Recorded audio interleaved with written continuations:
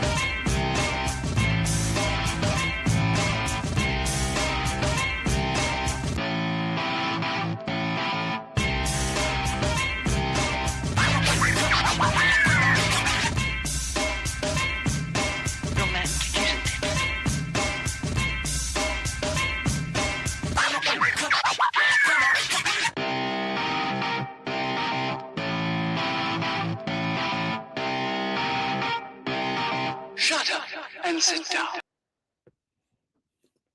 Hello, good evening, and welcome to another episode of Build, Paint, Play. I'm Dave. Greetings, programs. I'm Jake, and tonight we are joined by Jamie Daggers. Hey, everybody. Screen there. There we go. Excellent. How you doing, Jamie? Good. How about yourself? Good. Yes, good. I'm glad that you are on. As I tell everybody before every episode, Jake always arrives exactly what he means to, which is roughly 2 minutes before the show starts. Sometimes five. Sometimes 2 to 5 minutes.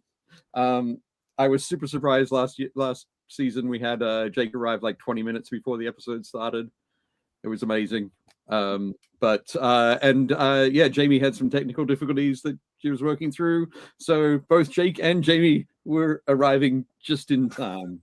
Yeah, Jake, you beat me just by a little bit. I like to keep Dave on his toes. I like to. I'm just gonna say that one day I'm gonna have a heart attack, and it will be solely because of this. No. It won't be that. It won't be that. I always say I'm going to die because of materials misuse. So that's the thing that's going to kill me. I feel that way a lot whenever I'm like using, glue to build something and I don't have a window open. I totally feel that. Yeah, I prime in my basement. I'm terrible. I know. No, I try to be pretty good. I told Dave a couple of months ago, it was like the second to last episode or like the last episode of last season. I had been building a whole bunch of stuff for a tournament, and it was like a Wednesday. So Wednesdays is normally my day off, and for some reason or another, I had a Tuesday off. So I was like building all day, and my wife was at work, and she came home and opened the door, and she was like, "Oh my God, is everything okay in here?" And I was like, "What?" And she's like, "You don't smell that?" And I was like completely nose blind, and I was like, "No." And she's like, "It stinks in here." And I was like, "Is it this?" And it's my plastic glue. She's like, "Yeah, the whole house stunk like plastic glue." Like, and I was like, "Oh, okay." So then I started like opening a window, and then I got up when she got home and got really lightheaded, and I was like, "Okay, I got to be better about this." He'd give you the whole "how many fingers am I holding up" kind of thing. Like, it wasn't that bad. I just like I completely definitely traveled through time and space because like I had no idea what time it was. Like, had not realized I'd been building for like 6 hours, and I don't know how much of that the whole house was overwhelmed with the fumes of plastic glue, but. Yeah. I don't know. Sometimes I'm hobbying and I get that feeling too without the plastic glue. So maybe you never know. I think the verdict's still out. Yeah, it could have been both. It could have been either. I'm not leaning one way or the other. I'm saying it's definitely both. Okay, let's go with that. I knew it's definitely both. So let's say hi to folks in the chat. We have so Malev is here already. Saying, "Join me, dagger me." Luis is here, Dave Hummel's here, Brent is here. Hi, Brent. Josh is here. Soggy Bogwitch. Who is Soggy Bogwitch? I don't remember. I can't remember. I mean, I'm stoked. That's a great name. I did let my community know that we were going live. So awesome. We'll probably see a few of them in here, including Soggy. Awesome. Fantastic. Welcome. Mark Maxey is here, Scott Radom, Chris Kemmig, Sean Gleason, Jane Knight Totor, Jess Hunt. Excellent. Sorry, Malev says he refers to that as Tamiya time. Nice. Or I like Tamiya that. time, depending on how you pronounce it. Fantastic. Oh, nice. Dave says he just got his speed paint markers. Dude, they're so good. The Wardens of Ultramar, that box is kind of funny. Like Ben and I were comparing that to the new I forget what it's called. It's the Lords of the Maelstrom. It's Huron and his crowd. Right. And if you compare those two boxes, it's like really funny because like the Titus box, it's all yearbook photos. Like they're all it's Titus with his sword. And then like Materius has his sword out. And then there's like, the captain who has their sword down like this. And then there's the navigator holding the globe. And then like all of the Hurons dudes, they're all action poses. So Huron has his axe out and he's pointing. And then there's his headsman guy. And then there's like his apothecary. His captain looks really cool. She's like standing there all stoically on her floating platform. Like Ben was like, if you stack these boxes up side for side, he's like, the Huron box is just better. Every model, if you compare them 1-to-1, they're all just like way better poses, way better action. And it stinks because like Titus is great. Like his rules are awesome. Like that whole box set is really rad. But when you look at the two units side by side, you're like, oh, it's kind of flat looking. Like they're not really doing anything. Well, you kind of expect them to, like have a shot of one of them just kind of like gazing off into the distance with like a soft focus cutout of them. Yeah, like a JC Penney's like it comes with a background, like the back of the box you can flip around for photos. So there's Titus standing with his shield, and then there's a 3/4 Titus like giant, like looking this way. So it's the true yearbook photo. That'd be great. Exactly, yeah. You gotta somebody will have to convert that. I can't wait until the Ultramarine superlatives are released. We can see who's like most likely to be, I don't know, God Emperor next or something. So good. Nice. Dave, I'm definitely excited to see what you do with the markers. The speed paint markers are awesome. They are super, super fun to work with. Cool. Excellent. Jez says, living in the UK, Soggy Bogwitch sounds like somewhere quaint in Hertfordshire. It's I think it's like 45 minutes west of Blackpool. Yeah. Hang on. West of Blackpool? I guess it'd have to be east of Blackpool. Yeah. I was going to say, isn't Blackpool on the west coast? Yeah, I think so. It's extra soggy, I guess. Yeah. I guess it still would be soggy, wouldn't it? It's on one of the little islets. Absolutely. There we go. I did see what do you call it? Like a real estate video today, a reel where somebody's talking about, hey, check out this place. It's like 3 bedrooms, 2 bathrooms. It's on a quaint little island. And I was like, okay, let me check this out. This is in Scotland. The island was like right at the top, a little bit off the corner. It was like closer to the Faroe Islands than to London. I mean, pretty cool. It was very if you really want to just get away and be off the grid, like that's how you do it. It's great if you don't like having neighbors, I was super tempted to send it to my wife. My wife would be all about that. She'd be like, book it. Absolutely. Awesome. I do live in Ohio, but it's quite soggy, and it's quite soggy here. It is. Yeah. That's great. Awesome. So now that I feel more relaxed, thank you very much for letting me wind down. Jamie, welcome. It's great to have you here. Thank you. Glad to be here. Excited to finally have you on so we can talk about painting, talk about your streaming, talk about your game design. Just a little note, we have a sneak peek for a little bit later in the episode. Jamie was able to send me through some layout pictures very late this afternoon. Managed to sneak those into the presentation. So all good. We're going to be excited about that. Regular viewers of my content will recognize the down to the wire methodology as something that's very core to my being as a hobbyist. I feel seen. I feel that. Like that is how I function. It reminds me of there's a Calvin and Hobbes comic where he's talking about like inspiration and like trying to find ways to motivate you and everything like that. And he's like something along the lines of like, there's nothing like last minute panic to cause inspiration. And I couldn't agree more. So Nice. If you're not getting it done at the last minute, you're just wasting the time that you have allotted. Like, you have all of this time. You have to use all of the time. You don't use like the first 60% of it. That's crazy. And somehow nothing seems urgent before that, you know? I like to get things done in that first 40%, and then you can do more things in that last 60%. No. It's you can still only ever do 100%. So like that first 40%, that's when I'm like stretching and making sure I don't tear anything, and then I work harder the last 60%. That's see, that's I feel like if I get stuff done too early, I'm gonna worry that I did something wrong the rest of the time. See, that's where I've taken it that extra step where I know that I'm going to get something wrong.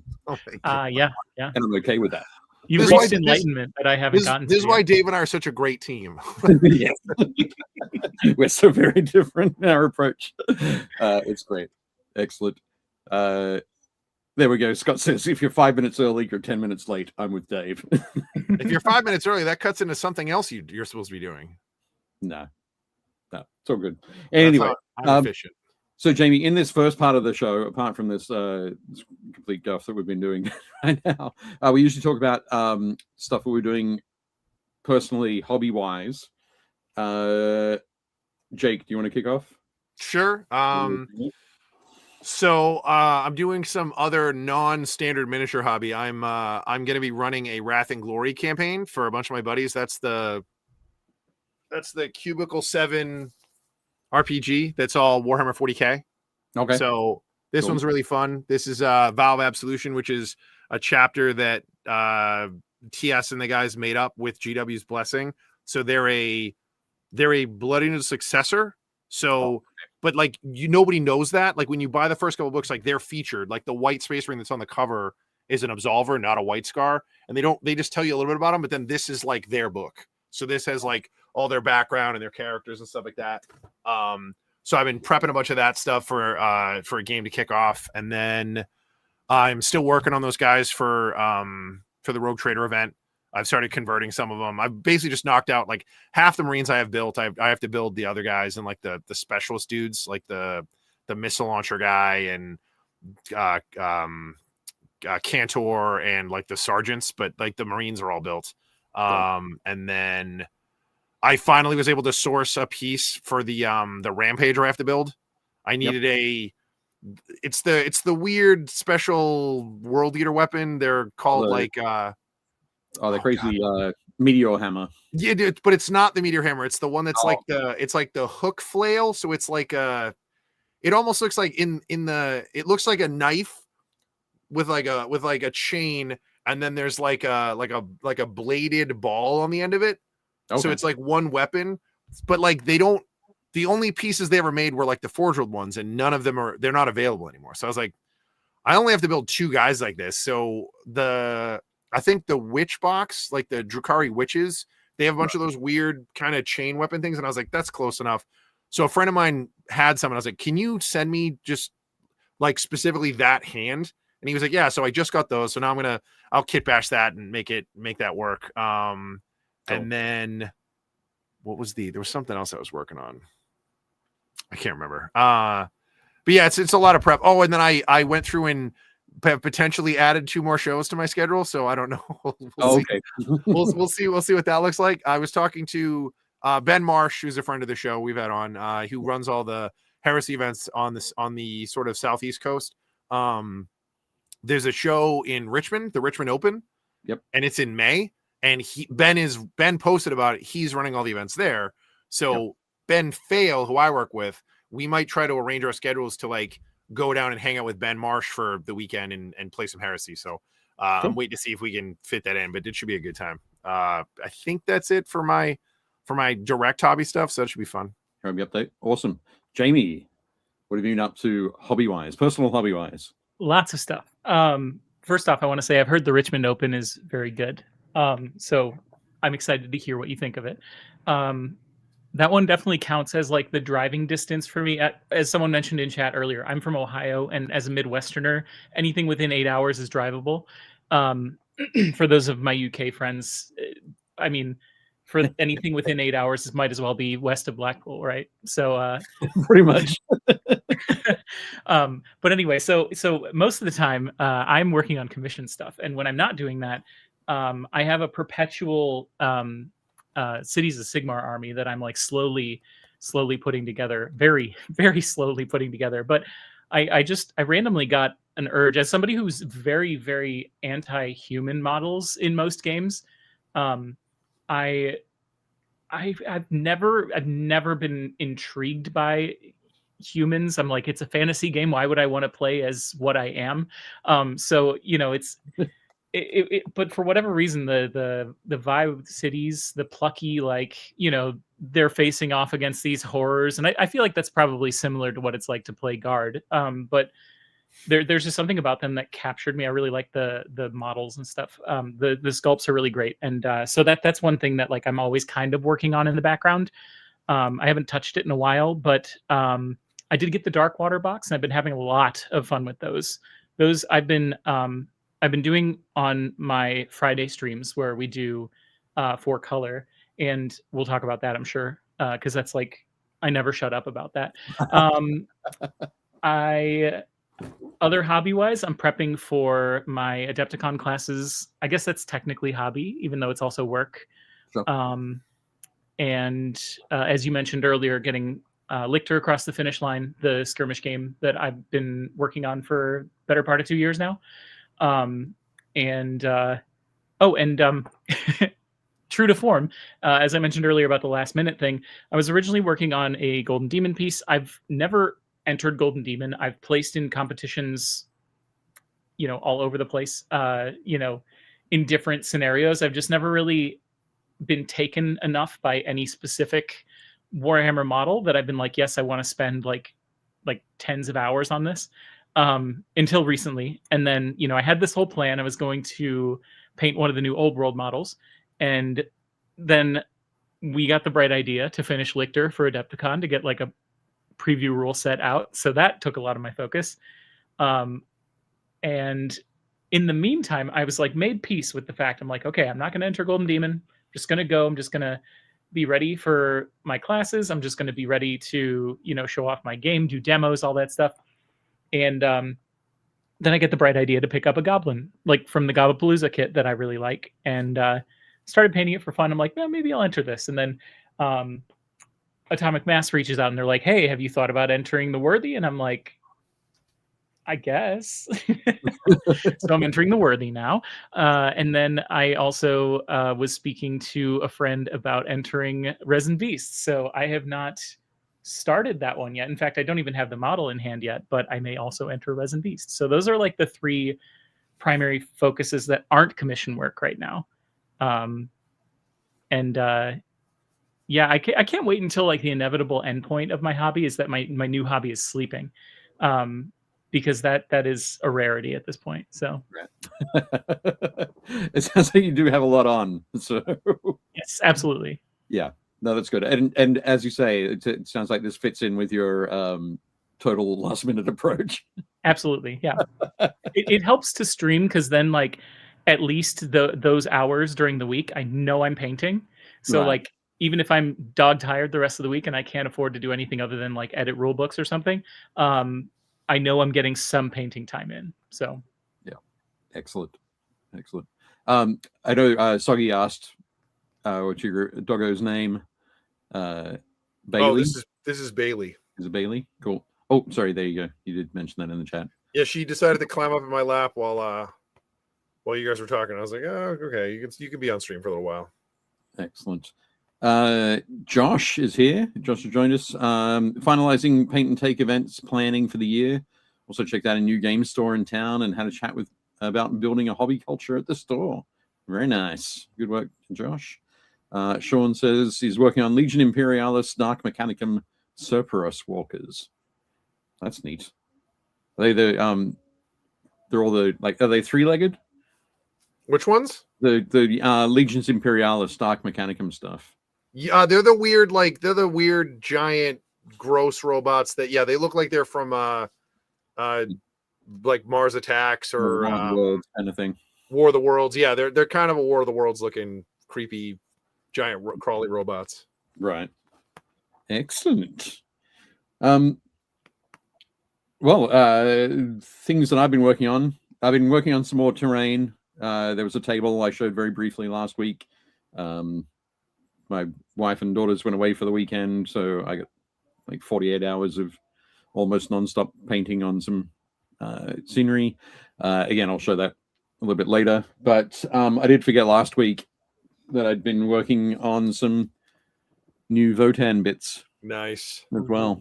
So I have a whole bunch of, well, I have all of the new Votan models, and I have most of them done now.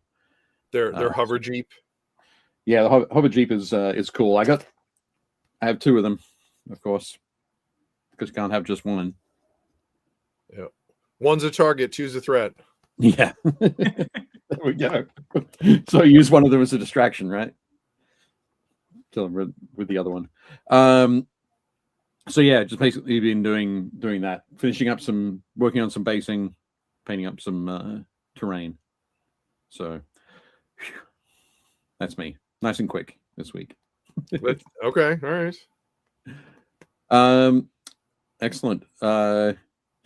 Dave Humble says 48 hours of free hobby time. Where's the Legion, Dave? Yeah, seriously.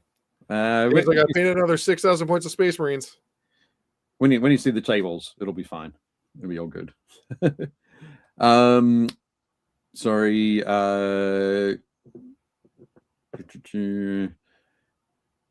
Mark says, Dave, what kind of 3D printer do you have? Is it resin or FDM? I don't personally have one, but I have in the office we have a resin and an FDM printer. Actually, we have two filament printers and 2 resin printers. So yeah, they've been good. So that's where I print my stuff on.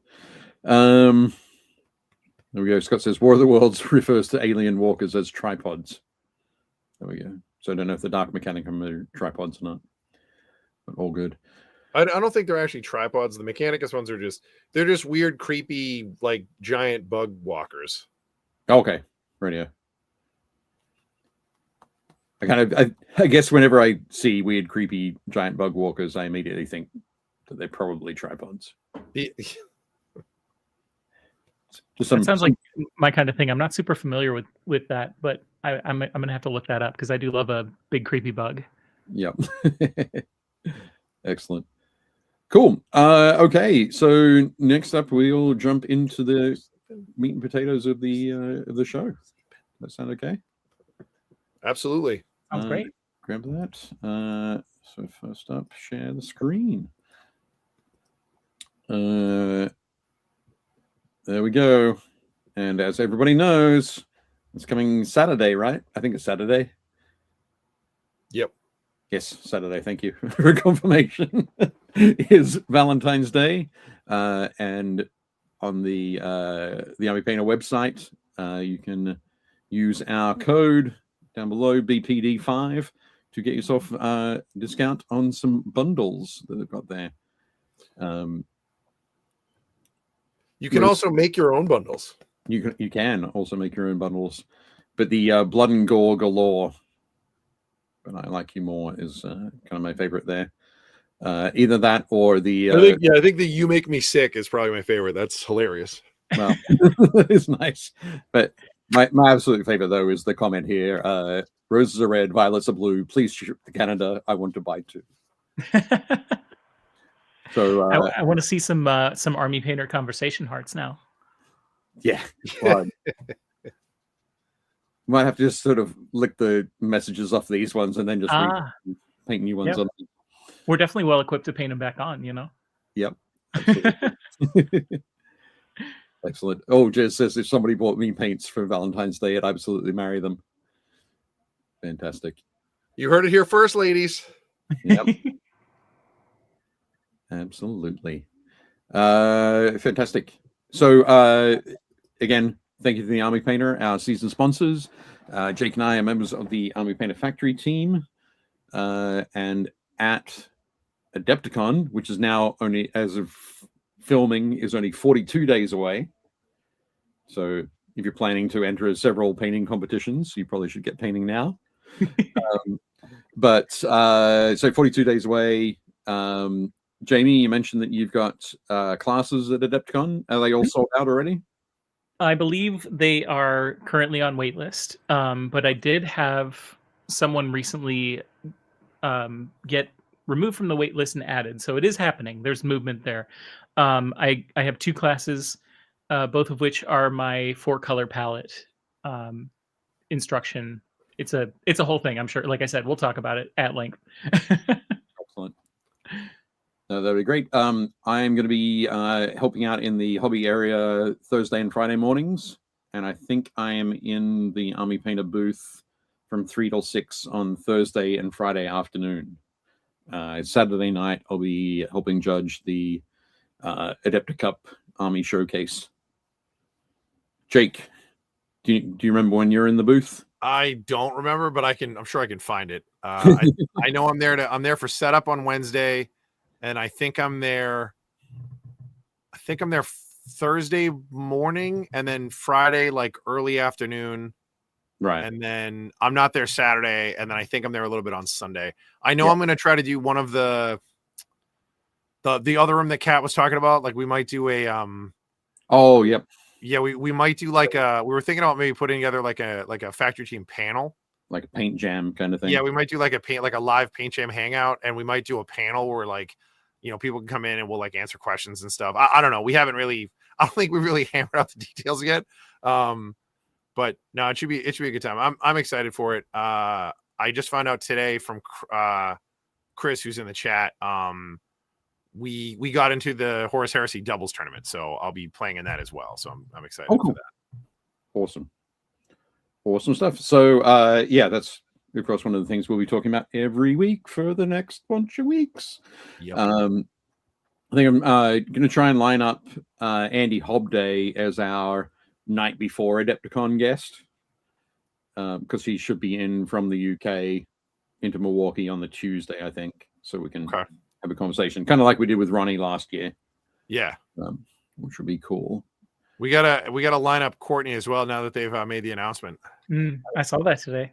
Yeah, so I think we've got Courtney for March 3rd. Nice. So, but we'll see. Cool. I'll be at Gamma March 3rd, but I'll see if I can get away like I did last year. Oh, okay. Well, I might just need to get Jeff Smith or Dan Osborne on to co-host. Nice. Work your way down the depth chart. Yep. Exactly. Cool thing. Okay. I think now then, next up. So Jamie sent me a whole bunch of super cool painted miniatures. I didn't know if there was a particular order to them, so I've just put them in randomly. That works for me. I think we can bounce around. We can talk about different things. We can. Yeah, totally. I think. Is this from Darkwater? What's that? Is this from Darkwater? This is one of the Kelpies from Darkwater. That box, and, all the models in that box are awesome. They're so cool. I stand by the fact that pound for pound, any game that has a smaller mini count from from GW has some of the most characterful models. I'm a big fan of Underworlds for that reason. Curse City was awesome. Silver Tower. I mean, I love, like I said, so much of the character in like the Cities of Sigmar models, and I think they're at their best when they have these like small collections. You guys brought up Titus earlier. I think that's another good example. Situations where it's like they're clearly putting a little extra like oomph into certain characters, and I think that's what draws me to the smaller count games. Yeah, absolutely. And a common refrain that you'll hear with these photos, this one included, is this is one of my 4-color models. So on Fridays on my stream, I have my chat pick 4 colors, any 4 colors, and then I include a little bit of black and white when necessary. I try to avoid using black and white if I can, but I do have it just in case I need to alter like the values of the color that I'm using. But I will paint any number of minis with any colors, and they're never nice about it. So I can say with pretty good certainty that you know, I can make just about any 4-color combination work to some degree. Excellent. I was just going to say, so your live stream is on Twitch. Yes. You stream a number of times during the week. Is that right? Yes, I stream Wednesday, Thursday, and Friday from 2 to 5 p.m. Eastern. Occasionally, I'll do Sunday night streams, and they're typically gaming streams. But the week streams are kind of like work and lurk streams where I'm hobbying and we're talking about creativity, motivation. You know, I like to call myself a full send artist. If the last minute panic conversation didn't you know, illustrate that enough for you. But I'm somebody who loves to try new things and do so with gusto. So I just love kind of rolling my sleeves up and you know, running the risk of making a fool out of myself for the sake of learning something new. So cool. Nice. Excellent. We have a link to Jamie's stream, like Twitch channel down below. So definitely make sure if you haven't already checked it out, you can check it out down there. Awesome. So the 4-color idea, I think you and I talked about this at some point. Was it last year or the year before? Might have been the year before. Might have been 2024. Mm-hmm. Where I was trying to come up with an idea for something to paint, or Yes. something new to do for my article in Game Trade Magazine, painting happy little minis. And I was like, oh, cool. What if I do I just saw Jamie doing a stream with like a 4-color selection, limited palette idea. So yeah, I shot you a message say, hey, is it cool if I do this? And link to your stream in the article. But it is one of those things. We've talked about it a bit with some other guests, that the concept of the limited palette. Mm-hmm. And particularly with stuff like the John Blanche paint sets, for example, that we've been messing around with. It is that limited palette, but bringing it down to 4 colors. Mm-hmm. That's even like 1 color less than like Ninjon's deck of many colors cards. I actually had a talk with him at Nova. I told him, once he gets those cards across the finish line, we'll have to talk about maybe doing a 4-color set.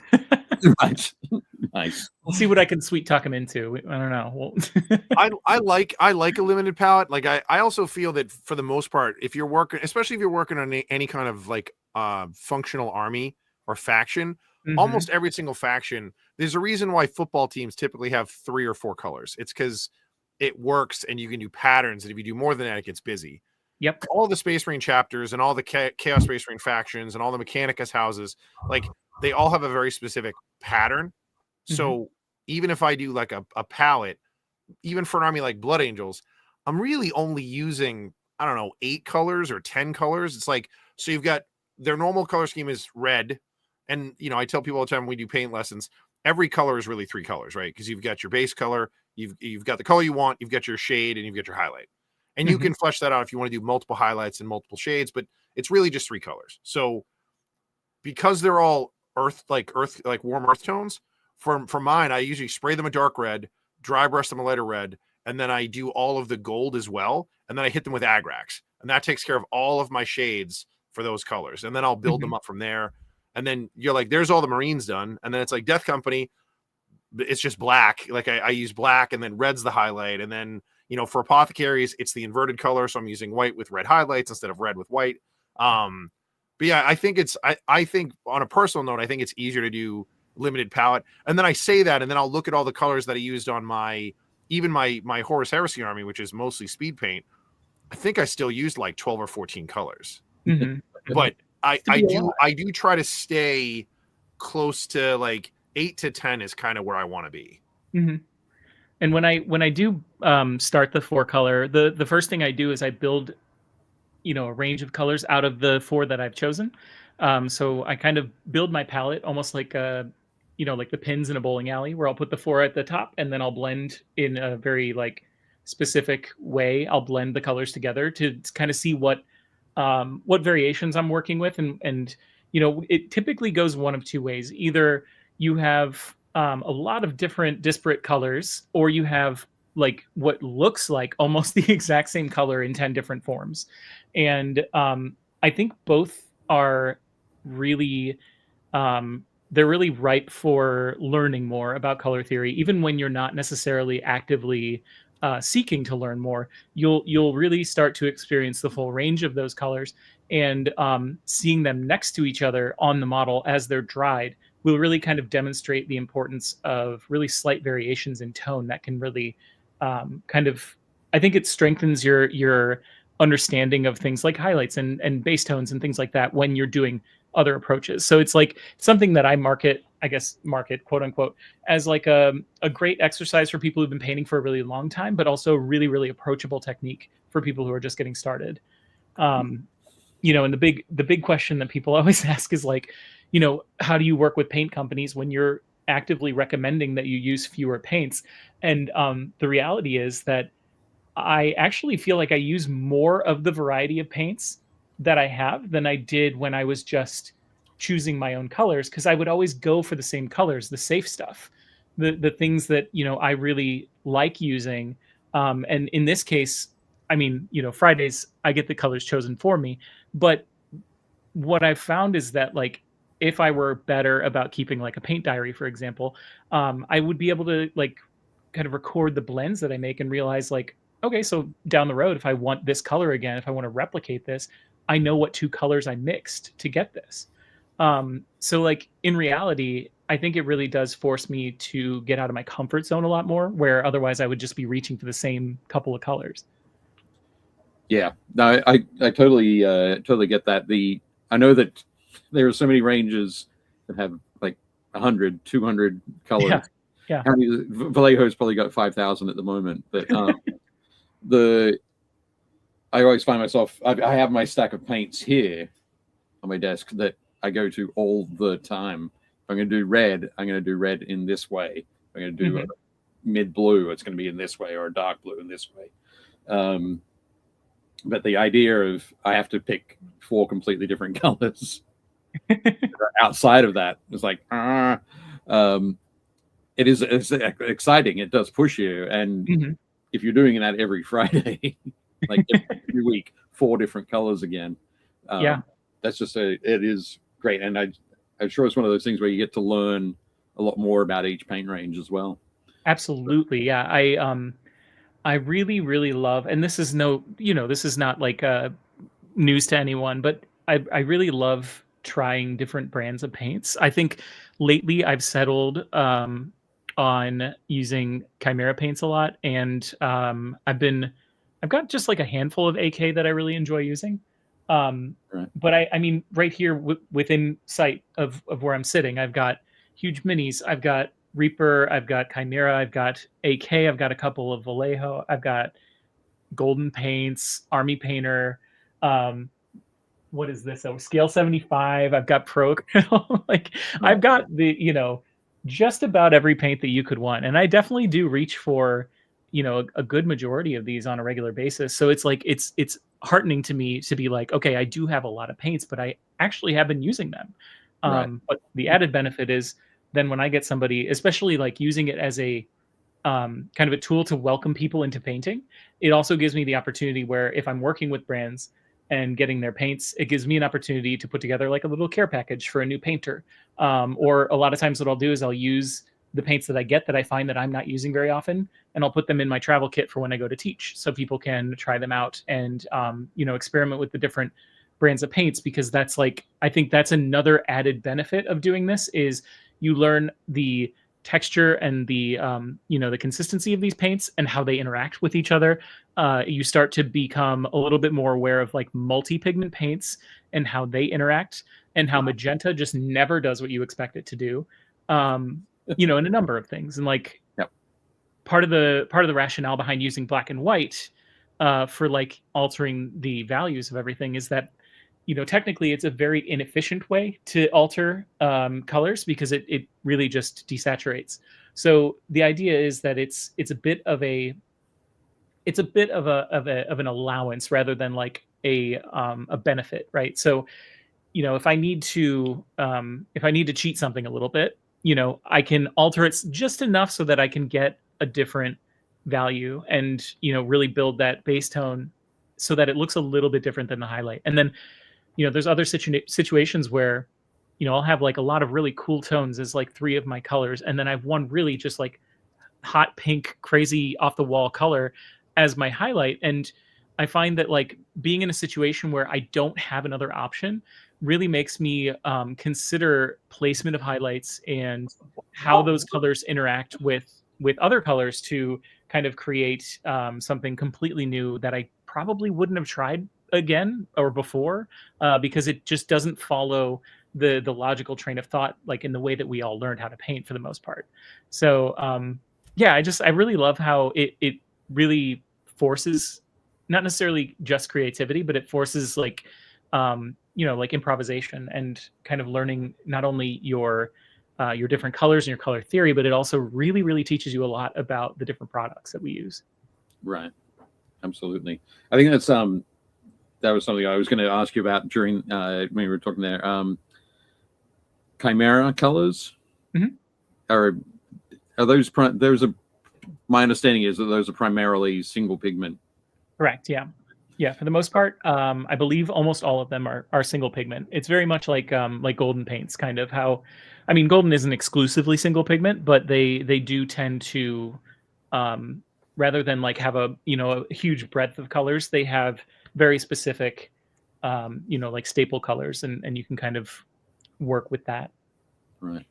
This is part of my fascination with our industry is like I love talking to people across our crowd about like all different ways that people look at stuff. Like when we have conversations, like so I'm in a group with Sam Lenz because we're all on the factory team, and like we've had calls where he'll go off on like a hard rant about how he doesn't like this specific color band, or he wants more of like a broader spectrum of this specific color band, and like there'll be five of us in the group, and at least three of us are looking at each other like, what is he talking about? Like it's like well, I wouldn't even have noticed that issue. But then also like as both a hobbyist and a pro painter, and as somebody who like owns and operates a retail store, I have a much different outlook when it comes to paints. Like part of my Grinch heart grew a little bit hearing you talk so gracefully about how, you get to experience all these different mediums and all the different materials that exist in our industry. And I'm like, as a retailer, I'm like, I don't want to carry half this nonsense because there's far too much overlap in the paint industry. Dave and I talked about this a couple years ago. Like, I think right now there's like 26, there's somewhere between 26 and 30 dedicated hobby paint lines. So I'm not talking about stuff you could just buy that's water-based acrylic. I'm talking about like hobby paint companies. There's like 28 or 30 lines, and we don't need that. We need like 6. Like you need like maybe 5 or 6 because there's far too many that either do the same thing.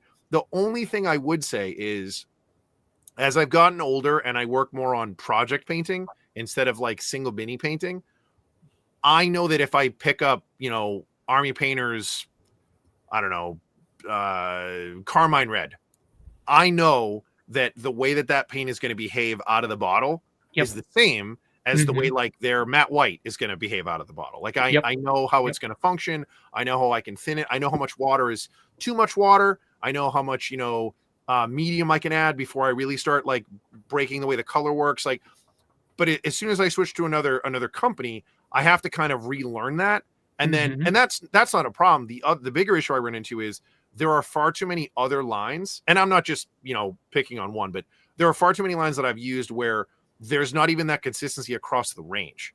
And that, like, that drives me nuts when I'm like, oh, I've used these colors, I'll just do this. And then you're like, wait, why is that not working? And you're like, it's the same company. And you're like, it's the same paint line. It should work the same. And it does, like, that stuff makes me itch. I can't handle that. Yeah. And that's one thing, like I was saying before about, using so many different brands of paints. It's like the ones I've zeroed in on between, again, like Chimera and AK are the ones I've been finding myself reaching more frequently.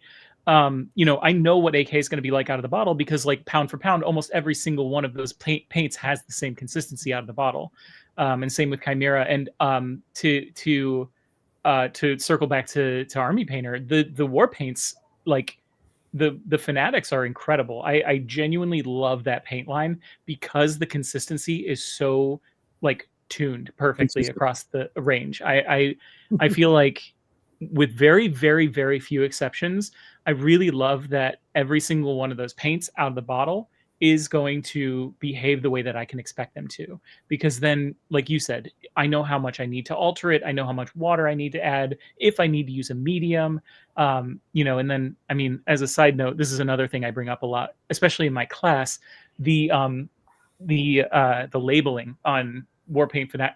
I hope that every single paint company in this industry is taking notes on that. Oh Because yeah, all their new ones. Yeah, they're holy so crap.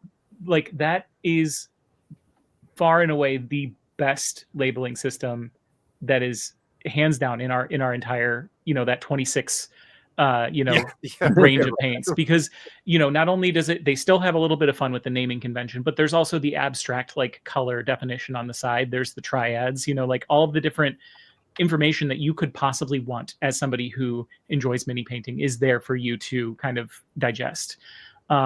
See, as a and I retailer, think- again, we like that too, because I get guys that come in that are maybe guys or girls that are colorblind.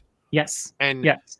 With a lot of the names, it's like, oh, this is like, moon dust. And you're like, what color is that? Like, I don't know. Like, is it gray? Is it purple? Mhm. And it tells you on the bottle, medium bluish gray. And you're like, oh, Yep. cool. Like, so even if you're colorblind, like where that fits on the color theory chart.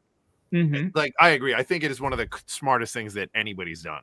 And to your point too, like even you can even kind of glean some information before you ever pull paint out of the bottle. If it's like a medium purplish gray, you already kind of know, you have an idea of what different pigments might exist in that paint, so to some degree how it might react. So it's just like it's a wellspring of information that I think just like passively is really great as an accessibility tool, but I think it really does give people insight whether or not, because this is a big part of like my teaching style, what I talk about on stream. I try to remove the barriers to entry to painting, from both an accessibility standpoint and also from in an educational sense, trying to demystify kind of these more complicated constructs, because they do exist and there are ways that more like highbrow ways to describe these things, but in reality we are all artists in our own way. The metaphor I use all the time is that you don't need to be a chef to know what tastes good. And the same goes for painting, where it's like even if you know nothing about painting, you can look at something and you can go, okay, that looks good, or it doesn't. You don't need to be a full-time artist to feel that way. You don't even necessarily need to have full color vision to feel that way, because the way that we, that we interact with art, the way that we kind of apply these concepts to our painting, outside of personal expression, there is kind of a, maybe not a, universal truth to it all, but there is some standard to it that like you don't necessarily need to be able to vocalize or verbalize to kind of like understand and interact with it, Our thread right now with all the comments is pretty great. Like, people are all over the place. I do like the one about GW's paint lines, because the one thing a few years back I owned a retail store for about a year, and one of the primary line we sold was Citadel, and I started to notice it was right when they did that overhaul, and I started to notice that like their normal like base midtone highlight thing, I really do think that, like, again, from an accessibility standpoint, it's really great for learning painting, but I also think it really locks people in to I guess what is long term kind of a less functional understanding of paint. So one of my other classes I teach is yes, shade, layer, and highlight. Thank you. Yeah. One of the other classes I teach is glazing. And part of that is knowing how paints are going to behave when you add medium or water to them. And back to the GW concept is like the thickness of the paint. And I started to notice that the base colors are in some cases almost the exact same color as something that's like a midtone or a layer paint. It just has a different name and a different consistency. There are like slight alterations, but it's just like, I don't know, it just kind of, again, some of the paints are really great, but I just feel like it's self-perpetuating because it's an ecosystem that they've kind of perfected. And from a business standpoint, hey, don't hate the player, hate the game. But like, I do think that it is long-term detrimental if you never kind of find the escape velocity for that brand of paint. I think as with Dave and I both being XGW, I think a huge piece is that Games Workshop doesn't teach you a paint style; they teach you a paint system. Yes, so absolutely. Even back, because they've changed their line like 4 times now, I think. So they've changed kind of like the naming mechanics of it, but the style is the same. And I think that even now when I'll have people come in and their stuff is designed to sell their model line. Totally, So you're like, yeah. I'm painting Thousand Suns. What should I buy? And you're like, you should buy Thousand Suns blue. Yeah. And then you buy Araman blue as your highlight. You're like, oh, that makes sense. Those are my guys. So like, I totally get that. But yeah, you're 100% right. I have guys that are like, oh, I usually use Army Painter or Scale or whatever. And they're like, how do I get those colors? And I'm like, well, you basically have to find the color that's a color match. And then they're like, but do I need a base color and a layer color? And I'm like, that's just their system. Like, theoretically, it doesn't matter. Like, the base colors technically have more pigment in them, so you can thin them more. And the layer colors are more like a standard paint. I was like, but it for the purposes of getting the colors right, that doesn't matter. But again, it's their system. Like, I tell people all the time, one of the craziest lessons I ever had in my life was, I think this is like the second time I went to Adepticon. So this is probably like 2015 or 2014. And I've been painting now for, at this point, I don't know, 20 years or something. And I went over to a paint booth and they were showing me all the brushes and like how you clean brushes and brush maintenance. And I was like, what? And he was like, yeah, you use like brush soap and you clean your brushes. And this is how you can tell if there's paint in the barrel. And I was like, I've never cleaned. I mean, I've rinsed them off with water, but I've never like washed them with soap. And he was like, oh yeah, if you don't take care of your stuff. And I was like, oh, I don't get that. And I was talking to a buddy of mine, another XGW guy, and he was like, well, yeah, Games Workshop doesn't teach you brush maintenance because they just want you to buy more brushes. And I was like, I didn't even know that was a thing though. Like, that was just wild. Yeah. I mean, again, it's sort of the commodification of it all. And again, to circle back to like what you were saying about the 26 different paint companies or whatever. I think at a certain point there needs to be, this. I don't know if I want to say. I guess it's kind of a the illusion of innovation sometimes. That like something. Big Mini doesn't want you to know this trick.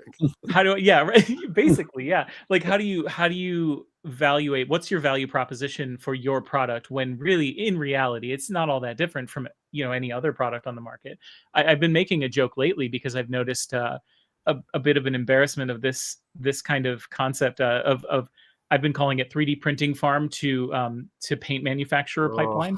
Yeah. Because like I can't tell you how many companies I've seen that start out as a couple of sculptors who are putting out monthly My Mini Factory products, and then eventually they're like, hey, we're coming out with a paint line. We're like, cool, what's different about it? My immediate reaction is always don't yeah, right, exactly. There are always going to be the people who buy them, and I'll be real, I want to try as many paint brands as I can because it helps me get a better grasp of the material science of everything that I'm working with on a regular basis. It makes me a better educator. It makes me a better painter. I want to try it all because I want to see the variations that exist. But like, we don't need more paint. You know what I mean? Like, I just feel like, I don't know, maybe that's not the most market friendly perspective to have. I do love, again, like the increasing options in terms of like color presence and things like that for people who don't want to mix their own paints. Totally fine. I understand that. But because again, at the bottom of it all for me, accessibility is really like my primary goal, because I just want more people to paint minis, however that manifests. And like, big part of that in the 6 or 7 years now I've been in this industry has been trying to kind of branch between the world of board gaming and miniature gaming, because I started by going to board game conventions and noticed that even though I love board games and I love miniature painting, you don't see a whole lot of that in the board game space. There are definitely people who are really, really passionate about it, but they don't really cross-pollinate a whole lot with the miniature space. And I'm like, this is both of these people could really benefit from like interacting more, and I want to like kind of bring those spaces together a little bit. And I think the big entry point for that is accessibility. Absolutely. Just before we go too much further, I'm going to call out a comment from Scott saying the 2 core sets of Chimera are single pigment. You never need another paint. Mix your own. And then they came out with the signature pre-mixed colors because it's fun to have a paint range to sell. I'm a big fan. I might have to back Malev's new Shinobi brand range of 73 paints that's mostly blacks and taupes. Like, that sounds great. Yeah. See, the real innovation there, Malev, would just be to sell like empty bottles and just label them differently and just claim that they're, you know, they're all stealth. Absolutely. Nice. That'd be the way to do it. It's definitely different, you know.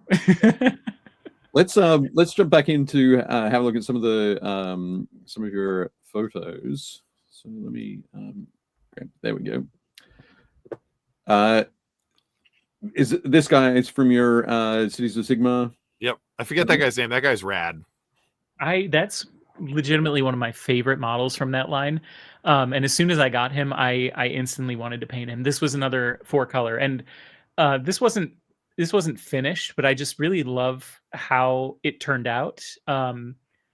It was the first time I really tried the whole like magenta as a base tone for gold non-metallic metal. And like, I've never looked back. I really love how it turned out. And I've been meaning to get back to this, as I have with all of my Cities of Sigmar stuff. But I agree with you. I think this is one of the coolest models in the line. Yeah. He is great. I think you've done it. Just the non-metallic gold just reads so well as gold. Yeah. Thank you.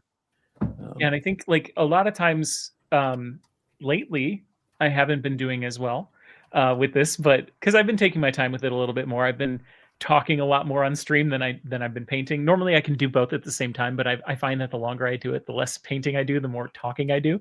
But you know, typically, and this one is a good example of it, even though I didn't get it to a point that I would call it finished. I certainly wouldn't be embarrassed to put this on the table.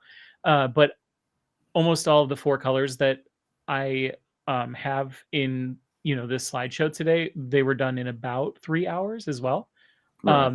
So it's, you know, it's not only taking the guesswork out of the colors that you're choosing, but it kind of streamlines the process because you only have a limited range to work with. And once you start to learn to kind of trust how those colors are going to interact and, you know, like sometimes like actively suppress that little voice in your head that's like, I don't know, it's not going to look very good. You know, and you just sort of trust the mechanics of what you're doing. It can really speed up the painting process for you. Yeah, absolutely. I knew. I love the highlights on the rings. That's my favorite in that. That is also my favorite. Like that is the best part, in my opinion. The whole rest of it could look like crap. That I'm very proud of how the rings look. Yeah, they look great. They do. Beautiful stuff. Yeah, I was just going to say, when you're talking about that timing, I used to paint on Painting Happy Little Minis, which was we did a Tuesday and a Thursday stream. And yeah, it was like always like a race to get the miniature finished by the show. So that was always an interesting thing. We always had 2 people painting, 2 hosts. So we could bounce back and forth as to who was doing the talking and who was doing the painting. Focusing on that kind of thing. But yeah, it is nice that can really condense the amount of time you need to be spending on things. Really, truly. And you know, back to what Jake was saying earlier about like, you know, when you're trying to paint your way through, you know, an entire squad of Space Marines or something, you know, you start to internalize these lessons as you're doing other things, even if it's just, you know, you're painting 1 mini in 3 hours. You know, I think we've all had that moment where we're like, you know, the first couple test models you do, they take you hour and a half, and then, you know, you start doing more of like an assembly line, and you're picking up on these little techniques that you're just getting better at. And I mean, that really is what it comes down to, is it's muscle memory, just like anything else. Yep, absolutely. This mini is cool. I do not want to find that rat in my house. No? Nope. I think this rat would be protecting my house. That's why I don't think No. they- See, those that's those the- axes are to take off toes. That's what those axes are for, Dave. Yeah, that's true. Well, Or the teeth could always gnaw them off in a pinch. yeah, it feels like less of a like evil Skaven and more of a sort of more pleasant borrowers kind of thing. Maybe. This is one of those ones that I wish it photographed a little better. I am happy with how it looks, but like it's the OSL is a little bit more subtle in, if I were a little bit better at taking those photos. But this was an example of where, I got my 4-color palette chosen for me and I'm like, God, I have no idea how I'm going to do this. And then I started thinking about, like the balance of like warm firelight versus moonlight. And I'm like, oh, cool. Okay. So I do have some blues. I have some cool tones here. I have an orange and a yellow. I'm thinking in retrospect, I should have included, because I always take a picture of the colors that I used. I need to get back to swatching the base. I was doing that for a while too, where I would swatch the base with the colors that I used. Right. So this one in particular was like, there's one other that I can think of that I didn't include in the slideshow, but the colors were almost all pastel. Like they were all like, like neons and stuff. And I'm like, Right. I swear every time I start, I'm like, I have no idea how I'm going to pull this off. And like when you stop worrying so much about realism, because that's something that we always have to decide as the painters is like, do we want to go for realism or do we want to go for something a little more abstract, and when I stopped worrying so much about like things looking real or right or anything like that, it kind of unlocks this like, having fewer boundaries to what you're doing. Again, it seems very counterintuitive for, using a limited palette. Like it's in the name, it's limited, right? But you start to the kind of the bumpers are taken off at that point. You start to have to improvise. And Right. this was like the first example of me being like, okay, this is a totally different approach, but it works, And thank you guys, by the way, for all the kind words in chat. I believe this one's from Goonmaster Games, if I'm not mistaken. Okay. It is a beaver. Like, you can't really see the tail, but Okay. Okay. so you don't have to worry about Nature's seeing it. engineer. Yeah, exactly, and less likely to be in your house. I think. I hope. Yeah. Or at least causing problems in your house. But Jez suggested that was a cheese axe. Yeah, there you The go. big 'Cause one. Yeah, the big one. What would they need an axe for otherwise? They just chew the trees down. But no, it is super cool. I mean, a 4-color limited neon palette, that's like Heresy's dream. Like you're playing right to the home crowd if you do that. Oh, absolutely. He's in here somewhere. He's in the chat. Yeah, he's the master of that. Yeah, absolutely. Okay, it just says it's a beaver wearing clothes carrying a battle axe. I think reality is the least of our problems. That's true. That's true. Excellent. Next up, a little bit of Trench Crusade. Yes. So actually this is one of 2 of the Trench Crusade that I included in the lineup, just because I've been really, really into their sculpts lately. I'm a huge fan of kit bashing. So at first I was kit bashing my own trench ghosts, Oh, cool. army, and a friend of mine sent over a bunch of the the Iron Sultanate models, and this one in particular I remember seeing pictures of before I ever got it. And it's just so evocative looking, and like it was another opportunity to be like, okay, I have really weird colors. I don't know how I'm going to do this. And again, it was like I picked this one because even though it may not necessarily be like technically the best execution, I do think it was like from my perspective, from my approach to it, being able to pull off like semi-convincing non-metallic metal with the colors that I had in the moment. Right. Like it was something I was really proud of, and I really like how it turned out. And you can tell with the pink, I definitely had some of those neon colors again, because my chat again loves really kind of throwing curveballs. No, I think that's great. Oh, yeah, I like it. Yeah. Thank you. Yeah. Again, reads wonderfully. Yeah, the layer edges are awesome. I actually kind of like the pink. I'm not gonna lie. Yeah, it kind of, again, it's like it always surprises you, because it's like, You know, like you can't see much of the cloak, but it's a it's kind of like a dark sea green, which is personally my favorite color. Okay. Not necessarily to paint. My favorite, actually, lately, my favorite paint color has been Dragon's Blood from AK. And but like, I don't know, there was a point where I'm like, I have no idea how I'm going to make this one cool color that I have work with all these other warm tones that I have. And I mean, the first, again, it's like it starts to kind of highlight a point that I always make in my classes, which is like there's no true bad technique. It's really just a better and best kind of approach. And the example I typically give is like, you know, we've all been in situations where we're painting and the paint starts to get a little texture to it as you're painting more and more. It's drying out, whatever. And you know, in situations like skin tones or something, it's not very ideal. You don't want texture on the skin tones, I guess, unless you do. I'm not going to tell you how to live your life, but in a situation like that, that's not really an applicable, you know, approach. But you know, in a situation where you do want texture, like on cloth, for example, now you know how to do that. And so it is a skill, even though it's like an undesirable thing that happens when you're doing certain processes. It is something that you can then internalize and use to your advantage later, because then, you know, you get more contrast out of texture. So, right. You know, it's one of those things where it's like, in this case, kind of a long walk for a short story here. You know, using those cool colors on the cloth, because there's so much metal on this model, like that was just like the no-brainer. I was like, I don't know how I'm going to use this otherwise, and boom, there it was. Just kind of jumped right out. Cool. That's good. Soggy Bottom says, Soggy Bog Witch says, "Don't let her lie to you. It's definitely chartreuse."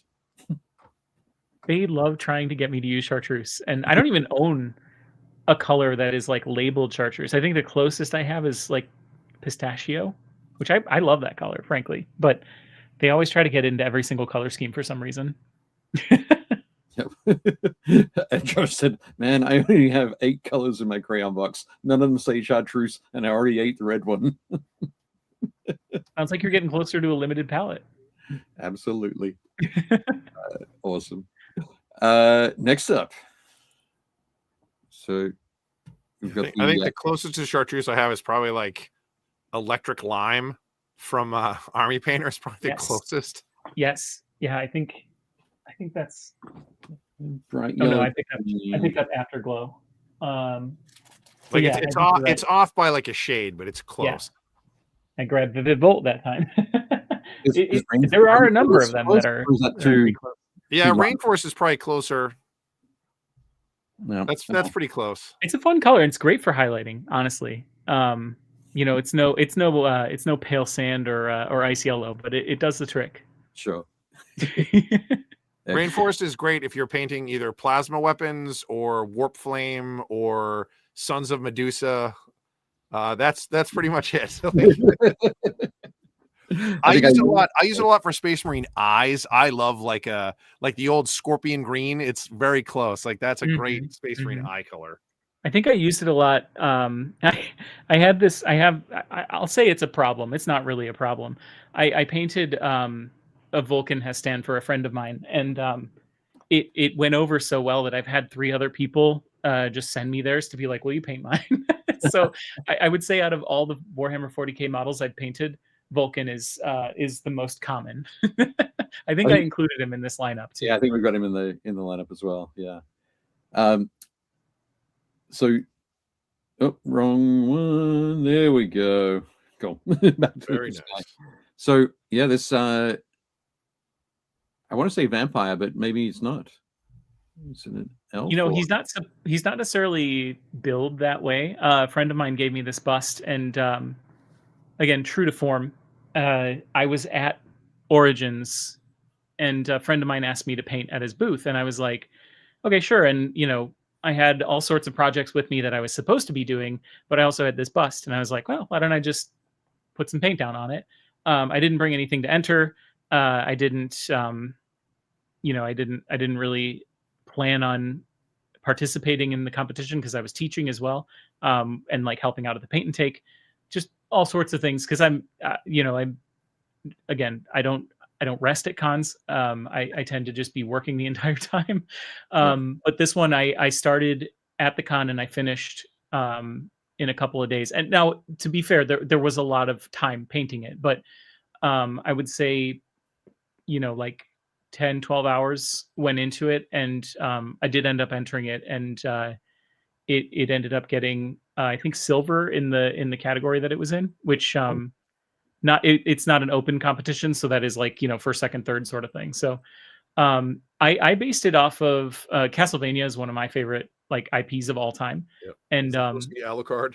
yeah, so yeah, exactly. I was basing it off of Dracula from Symphony of the Night for the most part. So I was like, honestly, that wasn't my intent when I started it, but I started doing the purple skin tone, and I was like, okay, yeah, let's do it. Let's go for it. So that's a very tiny bust. it is. It was like for an academic bust, I had really never painted one this small, but man, I had so much fun with it. Yeah.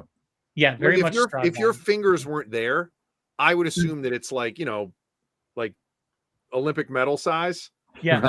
He's like a quarter. He's little. Uh-huh. Yep.